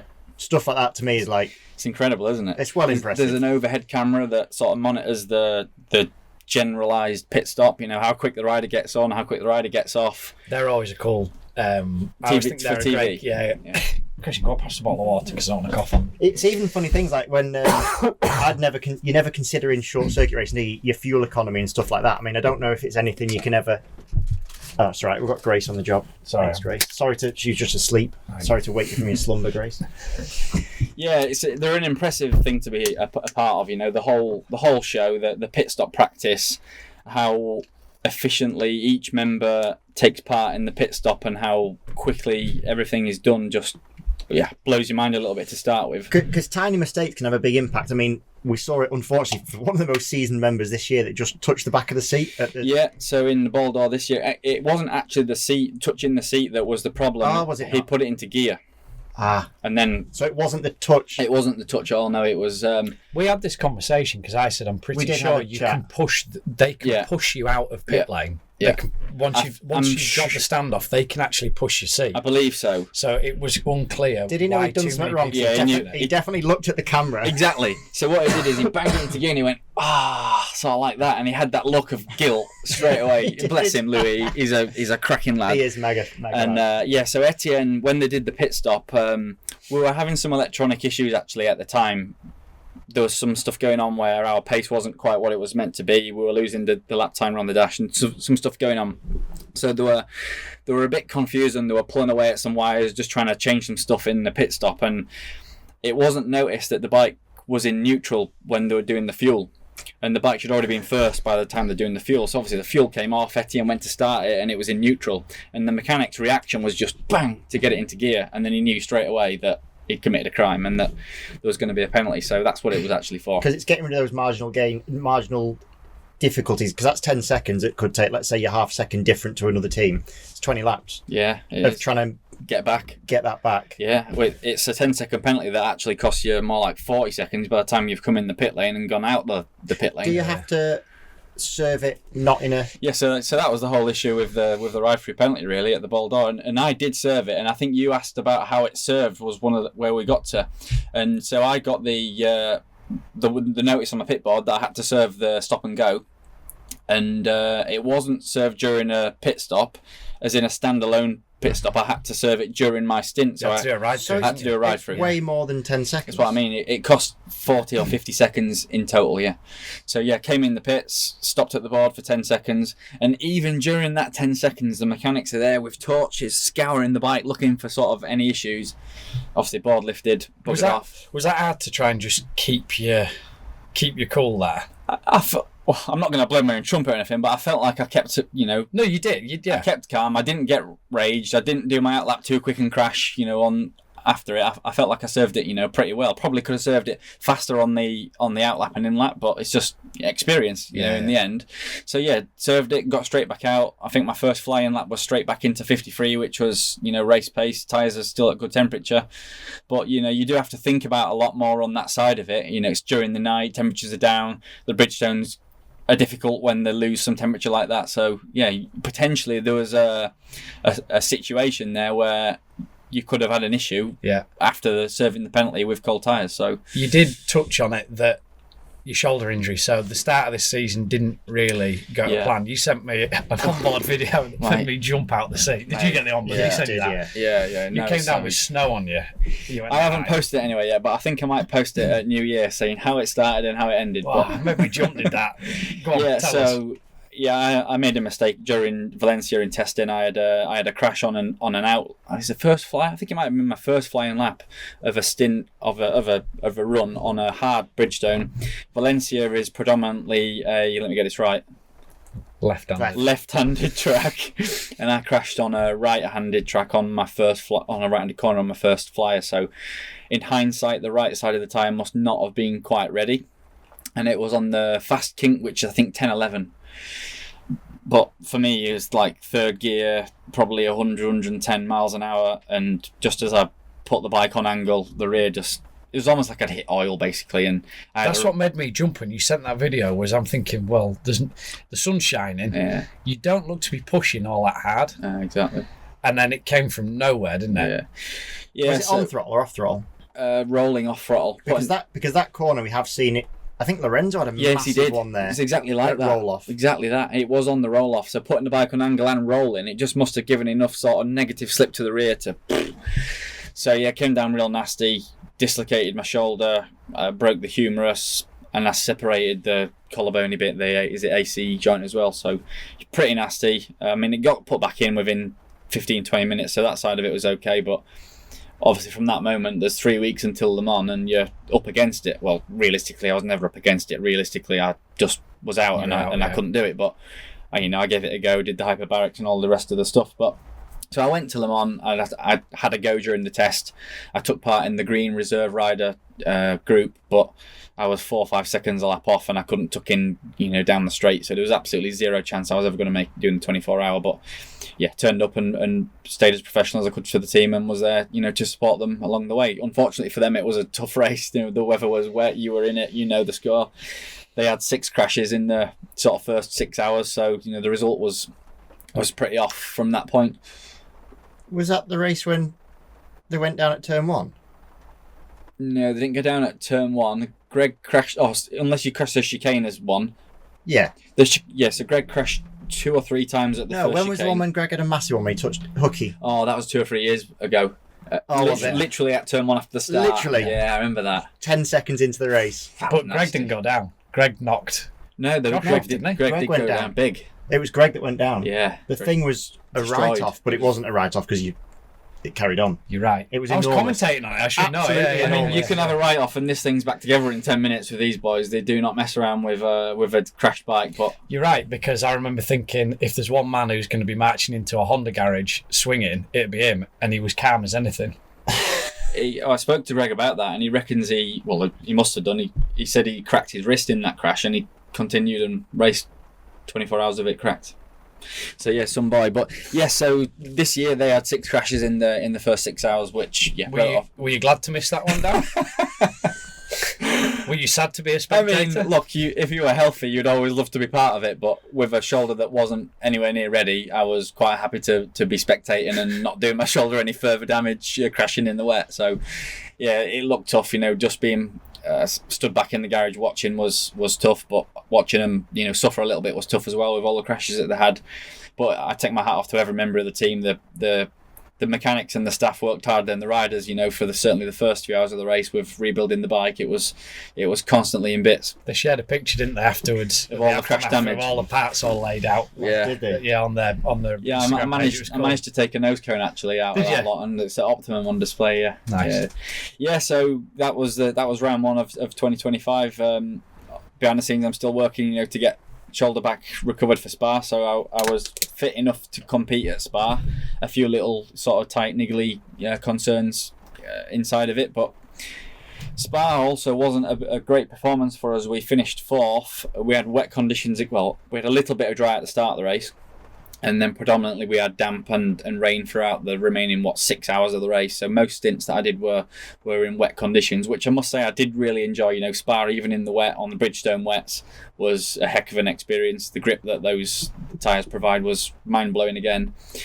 And finished 4th, which wasn't a great result for us. We were suffering. We were working with a sort of new setup that we hadn't done much on, and it was basically a lot too stiff for the wet conditions, and none of us could get any feel really to go fast enough on the wet conditions. So really bad result again. First 2 rounds, 6th and 4th, which weren't really up to the team's caliber, and we had to reset and sort of find our normal pace and rhythm for Spar really. So for Suzuka, which was next. Talking about the let's say you've got a race like that Spar one where you said you started in the dry, but then you've got 6 hours of wet. Yeah. Would there ever be a situation where they would swap fork springs or a shock? Not that I know of. Right. I think you can have a bit of a spacer on the rear shock that they can put the preload adjuster on and pull a spacer out, so that then you're lowering your ride height. Okay. 5 mil or whatever it is on the wet. And of course, if you wanted to lose X amount of minutes in the pits and it was worthwhile doing that change, you could do that change, I think, during the pit stop or pull the bike in the garage to do that. But the team's philosophy and plan is to race the bike that they've pre-prepared, which just happened to be too stiff, and we couldn't get the desired sort of load on the rear of the bike. Did they make any changes to chassis? Did they wind anything off? Or I think they might have done a little bit of preload on the front at some point. Yeah, but only if you a second or two to do that. That's quite quick. But yeah, what we really needed was to change the shock. So anyway, look, live and learn. It was a sort of philosophy that they parked after that, and we went back to sort of our more of a base and performed as pretty normal from Suzuka onwards. Really, Suzuka this year was quite a strong performance for us all and a good showing. I did my best ever laps in practice and qualifying. I crashed actually in the first stint and got back on, recovered, and we still managed to make a podium, which was a pretty good showing, considering that we're against stronger rivals than ever and more teams than ever. We had the Yamaha official team back this year. So yeah, Suzuka this year was probably one of our strongest showings out of the 7 races that I've done now with the team. So yeah, enjoyable. And you went into the last round with, was there 4 or 5 teams that could still win it? So the last round this year there was 4 teams that could still win the championship. So yeah, BMW, Yamaha, SERT, and you went into it in 3rd. We went into it in 4th. Ah. Kawasaki was still 3rd. Oh yes, they were. Yeah. And they went out real early on, didn't they? They had a crash early on. D'Amelio crashed on some oil, and I think he broke his leg, didn't he? Bike clipped him, and he did his tib and fib. Not his fault at all. Not his fault at all, no. So they did try and carry on, didn't they? They went down to 2 riders. Yeah, they continued with 2 riders for quite a bit. Ramos. They did. Yeah. And I think they had more issues after that, and they must have pulled it at some point. But fair play. I mean, that's the endurance, isn't it? You keep trying to go, but 2 men with 22 hours left. Does he have to get the bike back? Yeah. Well, I don't know if he did or if it got recovered. So you can get the bike recovered. The bike can be recovered, can it? If you're too far away, you can request recovery. Or if the rider's spangled. Yeah, right. I wasn't sure exactly whether the rider always had to be with the bike or not. No, and they'll take it to the Parc Fermé garage, and then the team have to then go pick it up from there. And I believe the recovery is in order of championship position. So say the top 4 teams crashed and all 4 teams needed recovery, I think they take the leading championship team first. And which is why a lot of the times people don't even bother waiting for recovery. It's hard work to push it back, but 9 times out of 10 it's quicker to try and get the bike back yourself than it is to wait for a recovery. Because obviously it makes a difference, doesn't it? But like I remember at Spar, and I can't remember which way it said, but they literally said if you crash to either the inside or the outside, whichever way round it was. And I'm like, you can't get the bike back otherwise. I never really planned to crash, but I definitely can't plan where I'm going to end up, in which direction I'm going to go. It is definitely worth getting the circuit map before the race starts and just having a look. Do you not do that? Yeah, we do that. They make us do it. Check the service roads, check which side of the track you're going to pull over to in case you run out of fuel. You need to make sure at this point you go wide. Or you go tight. And it's one of the things, you know, coming from BSB or short circuit that you really have to... You don't even... Do you want to think about it, would you? No. Yeah. But, you know, you mentioned it then. One of the things I dread, or I know it'll happen at some time, is losing a rider in a 24-hour after 1 or 2 stints. And that thought of doing 22 hours with 2 men just... I left my guys in that position at Le Mans at 2 a.m. when I'd done my shoulder. And... I said it won't stay in anymore, so I can't ride the bike. So you boys are going to have to go. And they carried on. For how long? 10, 12 hours? No, they carried on for another 4 or 5 hours, but they were ruined. And I think there was a few things said internally about best thing that can happen now is throwing a rod, to be honest, to just get us out of this. But yeah, the thought of... David Shoebridge did it at Spar 4 years ago. 2 of them did 22 or 23 hours. Their third guy crashed in the first stint, so they did 2 men and they did it for the whole. That's where you just got to dig in and get on with it and focus. You know, 1 stint at a time, haven't you? Yeah, savage. Yeah, savage. It'll happen at some point, won't it? It will. You know, got to be prepared for it. We're set up for it. You know, I take a helper.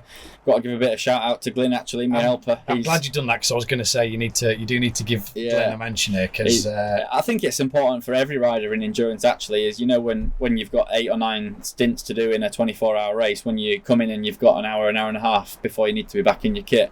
I think it's super important to have someone on your side. You know, a helper, a friend. Take the levers, they'll change the knee sliders, they'll dry the helmets, they'll change the tear off. You know, just doing all the stuff that you don't have any interest in doing at 2 or 3 o'clock in the morning when you just want to recover, have food, go see the physio, and get prepared for your next stint. The time between's really short, isn't it? You think, more or less 2 hours. It's not. It's an hour and 40-ish. But like, by the time you get it just goes so fast. You have 10 minutes debriefing with your team about anything with a bike. You run back, get out your kit. You have some food, you go and see your physio. By the time you've come out of that, you've got 20 minutes, say, until you got to be back in your kit and waiting in the garage for the rider before you to end his stint. So it just goes so fast, and like you just don't get that time to really, rest, sleep. Well, sleep, you don't sleep. I think I had... you might have the same. I had 2 10-minute naps during the whole 24-hour race. It's hard to sleep because the noise on the track. Yeah. You're still in the race. Your mind's like, are they okay? Is anything going on? Do I need to get back on the bike? Yeah. What time is it? How long have I got left? You're so involved, aren't you, in the race that it's so hard to sleep. And saw Glyn on the monitors when you were in Suzuka. As soon as you came in off the bike, he's there with the ice packs getting it round your head. I mean, he's so on it. He's taken really well to it. I am proud of him. He loves being part of the team. He's really blended in well with them. And yeah, it's such a vital part of the sort of rider's performance. And also, actually, when you consider that you're with a team, for a week at an event that are talking French or Japanese, it's just nice to actually switch off from them a little bit and have your English mate that you can just talk your mother tongue with, and have an hour on a night that you're sort of out of work mode a little bit, really. That can feel like quite isolated, can it? My team are all French, and I know that without my teammates who speak, they only want to speak English in the team, really. You find yourself on a night time, they're all sat around talking in French, and you sit there thinking, I'll just get on my phone. Once work's finished, it does migrate a little bit into French side, Japanese side, English side, and I'm fine with that. That's cool because, I've learned now that not to get sort of wound up that when they go off and talk to French, it's not personal. You'd do the same if you were a group of 10 Brits and there was one. You'd do the same, wouldn't you, a little bit? So, yeah, I'm fine with that, yeah. That last round ended really good. Yeah, it was a great performance from us. Obviously, we fell 1 point short of winning the championship again to go back to back. But look, we have no regret at all because we took every single point, maximum point of the whole event, and we couldn't have done any more to try and win it. So it was in the hands of our rivals, shall we say. Etienne did a blinding lap in qualifying and helped us take the pole, and we were leading at every interval and won the race. So maximum points was mega. Another Boldor win, two on the bounce was mega. I think you guys would have won the championship, and I mean coulda, shoulda, woulda if my aunt had a dictionary with my uncle, but BMW suffered their demise with half an hour going. The Auto Ube bike blew up, and then with 23 minutes to go, the works BMW with Gintoli and Reitsberger, theirs went pop, which gave Yacht enough places back, didn't it? Yeah, but BMW would have won the championship if they'd have finished where they were. They lost the championship. Yeah, they lost correct. it. Because actually, there's a great picture of Louis actually, like in the background, watching the BMW puffing smoke back to the garage, and it's that's right. It's a different sort of paddock environment, isn't it? Everyone's you're all rivals, and yes, you spoke about with the riders together working together, but also the teams. There's a bit more of a camaraderie. There is. Like if someone's crashed and they're pushing the bike back down the pit lane, all the teams go like to the front of the pit lane and they're clapping, like encouraging them to get the bike back and get it fixed and get back out there. So there is a great atmosphere, generally during the paddock. I've said it's like it's the closest to a TT paddock that you're going to get without going to the TT from the point of view of the community. The community, people will help each other out. If you need to nip down to someone else's garage and say, "Boys, have you got this? We haven't got this." Borrow it, they will. We've got it. It is really nice from that point of view. I definitely do. I do feel that sensation sort of during the paddock. Yeah, definitely. Yeah. So as you say, that round off 25, 1 point short. It really needed some other misfortune on our rivals. Part to take the championship. Looking back, there was some opportunities that if they'd gone a different way, we could have had that 1 point extra. I know obviously in the first race in Le Mans when they finished sixth, there was obviously all them crashes, there was some other issues. I know there was a situation this year even in the qualifying at the Boldor where Etienne was making his best lap and he was towing off the number 5 Honda, and I think when he passed the Honda rolled out of the lap, and if the Honda would have finished that lap, they'd have qualified second on the grid, and that would have had an extra point over. So there's loads of different situations where that 1 point could have happened. But on equal points, what's the tiebreaker? Yeah, good question. Because if that had happened, well, Yacht won Le Mans and we won Boldor, so that's a 24-hour win each. So is it the last race counts, like in motocross? Great. Or I couldn't tell you. I don't know how it works, so it'd be interesting to find out. But should have just sent you all out for one lap each. A Super Bowl. Yeah, that's good. No hard feelings at all. Really pleased to see the Yacht guys win the championship. It would have been nice if we did, of course. But for Jason, I was his teammate a few years ago. Cool to see him take the championship as well. So good luck with him. So what does 2026 hold? Well, you started, sorry, because I've asked you a question, but I'm jumping in, but it's because I want you to tell us. You've started a little business here in the UK. Yeah, so, well, Christian knows, we've been coaching on Jamie Whittam days for 10, 15 years now. You know, he has a track training company.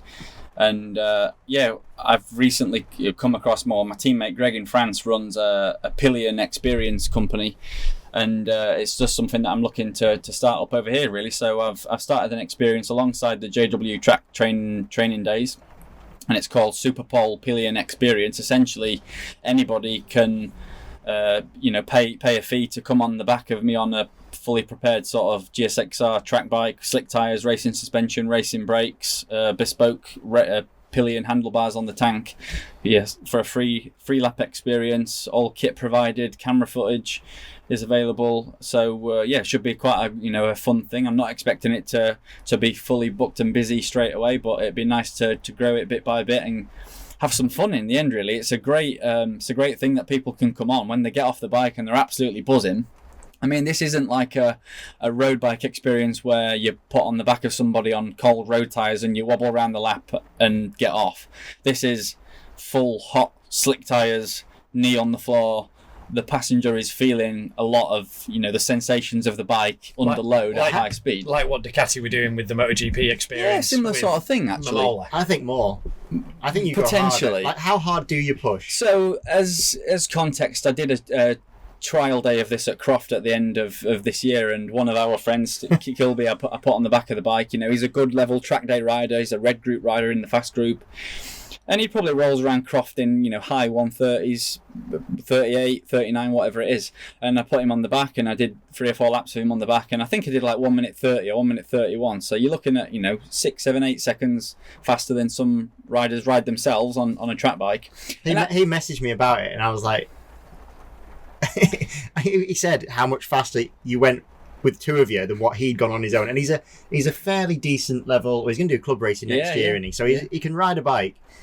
And when he told me how much faster you'd gone with 2 of you on a bike, I was like, mate, you shouldn't have told me that information. I do not know why you divulged that information. I mean, look, an element of it, of course, is about the speed and somebody going, faster than what they could do by themselves. But it isn't all about going as fast as you can. There is an element of safety. You don't have to ride at 100% with somebody on the back. You can ride at 70, 80%, and it's still a heck of an experience for the passenger on the back. If you ride at 100% and you're braking like we do in BSB, it's just going to be a little bit scary and uncomfortable for them. So you do have to, ride for the passenger, shall we say. And there's an element of the passenger having to move on the bike themselves, to help me turn the bike. If the passenger is just to not support their own weight and it's going to slide forwards into me and my bum, I'm going to be chopped up against the tank, and they're not going to get the best experience of me, cornering the bike. So they do have to have a little bit of input themselves when they're on the back. So yeah, if it's something that any of you listeners are looking to do or gift to some of your family members, for Christmas or moving forward, go on the jameswhittam.com website and click on the Superpole Pillion Experience drop-down menu, and there's some dates available to book now. I think there's 6 or 7 dates already planned for next year at Croft and Mallory Park, and there's sort of 25 or 30 places a day available for people to book on. So go and have a look if you're interested. Is it pretty much open to... It's open to absolutely anybody. No under 16s or anything like that? No, it's got to be 18 plus. Right. We did look at potentially 16 with parental consent and all that sort of thing, but for insurance purposes it's better just to keep it at a fixed 18 plus. And there is a little bit of a soft weight limit of about 110 kilos. Of course, we can go a little bit over that. It's not the end of the world, but if you're around 110 or under, then you're in no problem. And like I say, all kits provided, so it's not like it's limited to people that have got their own kit. If you're on a track day and you're bringing your wife and she sees it and she likes the idea of it, then there's kit there that they can use to come on the back. So, yeah, let's see how it goes. It's done quite widely in France, and I've seen it, quite a lot. I've actually been over and I've done the riding for the company in France that do it, and it's not available to do over here. So it's just something that I thought would be a cool touch on the track day side, on the coaching side. Yes. Mega. Sounds it's not for me. No, I wouldn't get on the back. Anyone listening, I do not want that gift. No.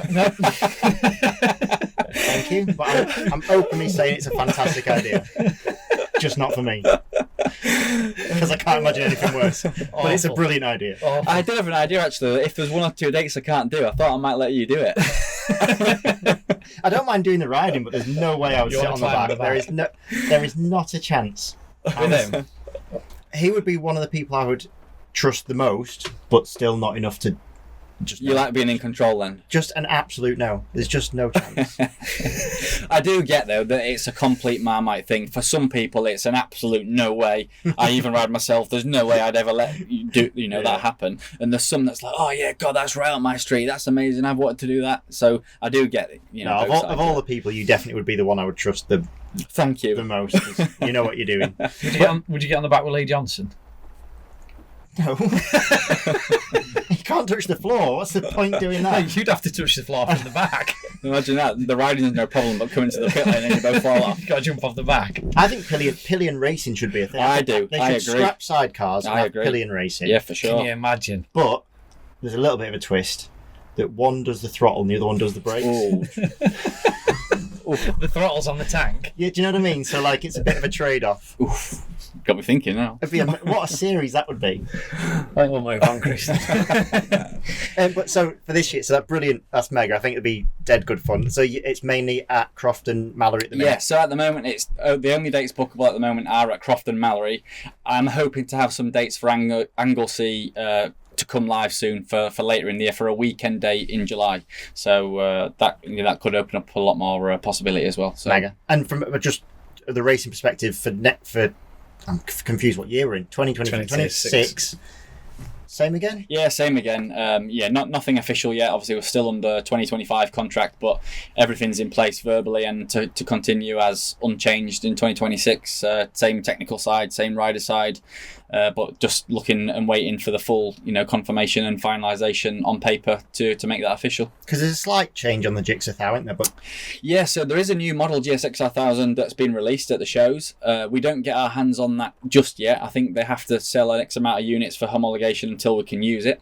So I think the sort of loose plan at the moment is to bring that in for Suzuka time, July time. To also do half a season on the old one and then... Yeah, I Because think... they're not going to make the step away from the current package because it's so reliable until they'd have to be confident, aren't they? Yeah, They'd have to be. I think they'd have to do X amount of kilometres or tests on the new engine package because really all we're going to get that's going to bring a massive gain to our package is the engine platform. Really, there's some internals that are a bit more robust. Yeah. And that can allow for a higher state of tune, I would assume. So They I think put a little aero pack on it, haven't they? we're going to get some aero, which will aesthetically make the bike look a little bit different, but I don't know how much downforce it's actually going to create. So I don't expect a massive step in performance on the aero side, but I would expect to feel something on the engine side when that's introduced, yeah. So yeah, it's something exciting. At least we're going to get our hands on it. Part way through the season in testing, and hopefully introduce it into the race at Suzuki. Yeah, nice. As ever, we've got some. We've got mega patrons, and if anyone wants to be a patron, please. What do you do, Grace? You've just become a Patreon. Just follow the Patreon things, and you'll become a patron. But you get to ask questions because you get to know who's on the pod, and you get early release pods. But anyway, but most of our patrons are so good that they ask the questions that we've already asked because they're very in tune. But James Blass has asked, and I think I've seen you at one of these events, but I might be wrong. Would Dan ever do the Northwest? We would love to have him there. Probably not. I don't know. Did you never go over for a... I went over in 2009. I thought you did. Do you remember when I raced in British Supersport and it was a Northwest 200 sponsored bike? Yeah. It was that year that I ended up going over to Was watch. that the R6? R6, yeah, that's right, for Rob Mack. Yeah. So I ended up going over to watch that year. I love the event, great event, looks great, but I don't quite think it's something on my radar right now. I mean, I do get asked a lot about the TT, and I've spoken to Joe a little bit about the TT over the years, and regrettably I know it's going to be something that I probably will regret when I stop racing. I would love to know how it feels to go around the TT, to race the TT, what those guys feel. But I can't get past the old family hurdle, and it's just too big a thing to get over, really. So for that reason, I've never gone down the TT route. But I would absolutely 100% love to do the TT if it was solely my decision. As a follow-on from that, endurance now, do you see that as your, I don't know about a forever career, but are you happy and set where you're at? Yeah, I do feel like that's how I'll fade out my racing career. I do feel like it will be just in endurance now. I mean, you can never say never, of course. You know, depending on what happens with my team and contract situation in the years between now and when I stop. if there was something else that came up somewhere else and it was really exciting, I'd consider it, of course. But for the short term, I feel settled where I am and want to try and continue to look to try and win some more championships in endurance. Dave Rutherford, I'll read the question, but we have covered it, which is, Dan, any chance of an honest opinion on what was a shit show of a decision, in my opinion, to strip you of your Superstock title win? I thought you'd like that, mate. Feel free not to hold back. I think you've been...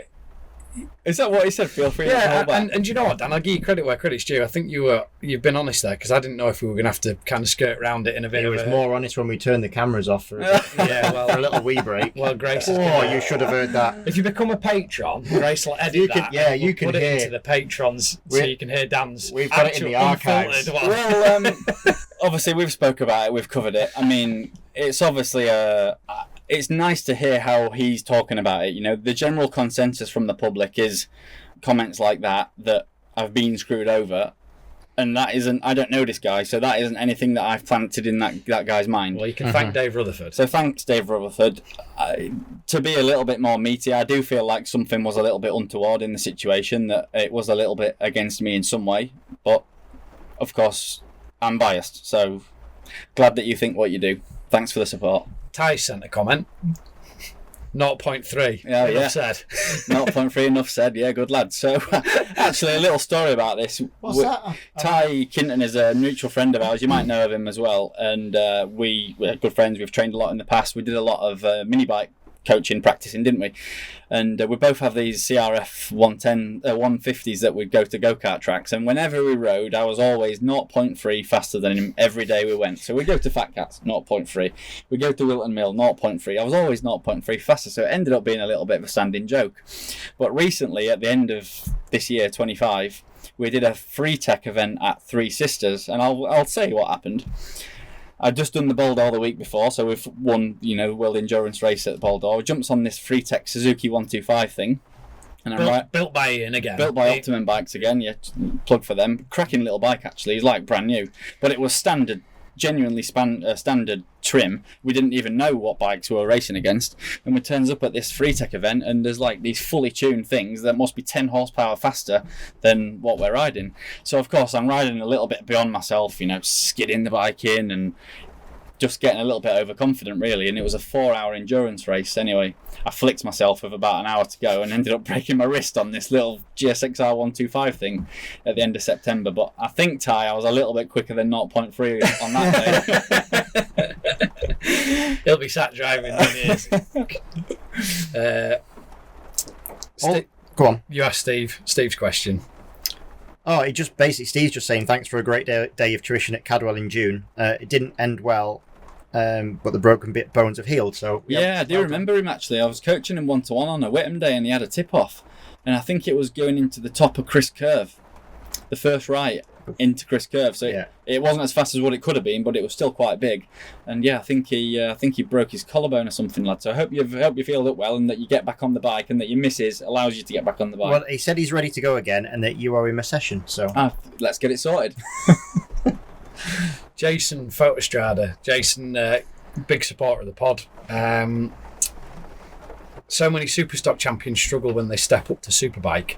Can you explain from a rider's perspective what the main difference is?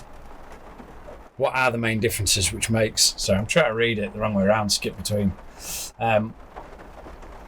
Which makes a Superbike so hard to adjust to for so many. Couple of things really. I mean, Christian will back me up on this. Superstock bikes have a little bit of electronic aids. They're less power. There's more electronics on them to make it a little bit easier for the rider's right hand, shall we say. Whereas when they move into Superbike, they've got a lot more power with a lot less electronic aids, so they're a little bit more vicious. You need to adapt to them. You need experience to ride them well. Fortunately, I came from the other way. I came from predominantly Superbike, and when I went to stock, I sort of already had that feel, if you want to call it that, to ride the stock bike. So I think generally when people get to a good level in stock, they've probably come from stock. They're used to that softer power delivery and that more electronics, and then when they get on the Superbike, it's reset time. They have to really start to learn again. So do you think going the other way was a help? Yeah, I do, yeah. Because it was almost an easier, a soft intro, really. I was able to really have my stock maximum power least electronics, a bit like my Superbike is, there was still a little bit, TC numbers were on 1 and 2 rather than 7, 8, 9 and 10. They were active but really low. So I was just able to sort of make it like a little bit of a softer Superbike really, and we had slick tyres at the time as well, which really helped close that gap to Superbike. So I think that year in 23 when we had the slicks, some of the lap times I was doing weren't far off some of the Superbikes at some tracks. Put you on. There was one stat from somewhere, it might have been Donington or Brands, where your pole time would have put you something like 12th on a Superbike grid. Yeah, it was. But believe me, as someone riding in the Superbike class, the worst thing ever is someone who goes very fast on a Superstock bike. Yeah, because you sit in the garage and you know what times they're doing. You're like, well, it throws into question what benefits a Superbike are when you're only a 15th off what the top boys are doing. That's a sticking point, for the longevity of the classic. Could maybe afford to go a little bit more down the Superstock route, because fans at trackside aren't going to tell the difference between a 135 and a 136.5 at the side of the track. So look, discussion. Yeah. One more. Michael Harrison, congratulations on the World Endurance season. What is the Suzuki like to ride? It looks a fantastic prepared bike and a joy to ride. And what's the plan for next season? Which I think we've sort of covered most of Michael's questions there. But as ever, thanks for sending in your questions and engaging with what we're doing. Keep firing them in. Like Christine says, be a patron. Gives you an opportunity to be able to ask these guys the questions that you're probably holding on to and wondering about if we haven't already covered them. Thanks for the questions. It's good to know what the general consensus is and what the bulk of the questions are about. It's quite interesting. We're trying to get you on for like 3 or 4 years, haven't we? Again, we keep talking about it, and then that's right. And I do appreciate that I'm a little bit off the radar now in the British paddock and the spotlight sort of thing. I don't make myself known and come to the races anymore. I just stick to my schedule at home and my family and my own sort of schedule. I do follow BSB. I love to put my feet up and watch these guys taking strips out of each other weekend in, weekend out in some over brew in my hand. But it's great to watch, but not always not there at the moment. Oh, it's been mint to have you, Dan. I've really enjoyed it. Giving us the time, and thank you to OMG, JCT Truck and Trailer Rental. And this episode of Chasin The Racin is brought to you by Optimum Bikes in York. Optimum offer a huge array of different used bikes, clothing, servicing, financing. They'll actually buy your bike as well. So if you're looking at selling your bike, get in touch with Optimum. They're at Bilborough Top on the A64 in York. My brother actually bought his bike from them, so I know that they're a fantastic dealership, still privately owned. When you're buying or selling second-hand bikes, it can be a bit of a minefield. Go and see the guys at Optimum. They will steer you in the right direction and sort you out. So thanks to Optimum Bikes for backing this episode of Chasin The Racin. The annual renewal for our title sponsor is coming up, so if anybody's interested in joining us as a main sponsor of the pod, get in touch with Grace. She can discuss various rates and negotiations with you, but the opportunity will be there. And thanks to all you guys for supporting what we're still doing here, keeping Chrissy's memory alive and keeping hard work that he stuck in. And check out the new merch that's available online. We've got umbrellas, mugs, mug holders, tote bags for your bag for life, all of that. So loads of merchandise available. Jump online and grab yourself some Chasin The Racin merch. We will speak to you all soon. Happy days. Cheers, Dan. Thanks, guys. Cheers. Thank you.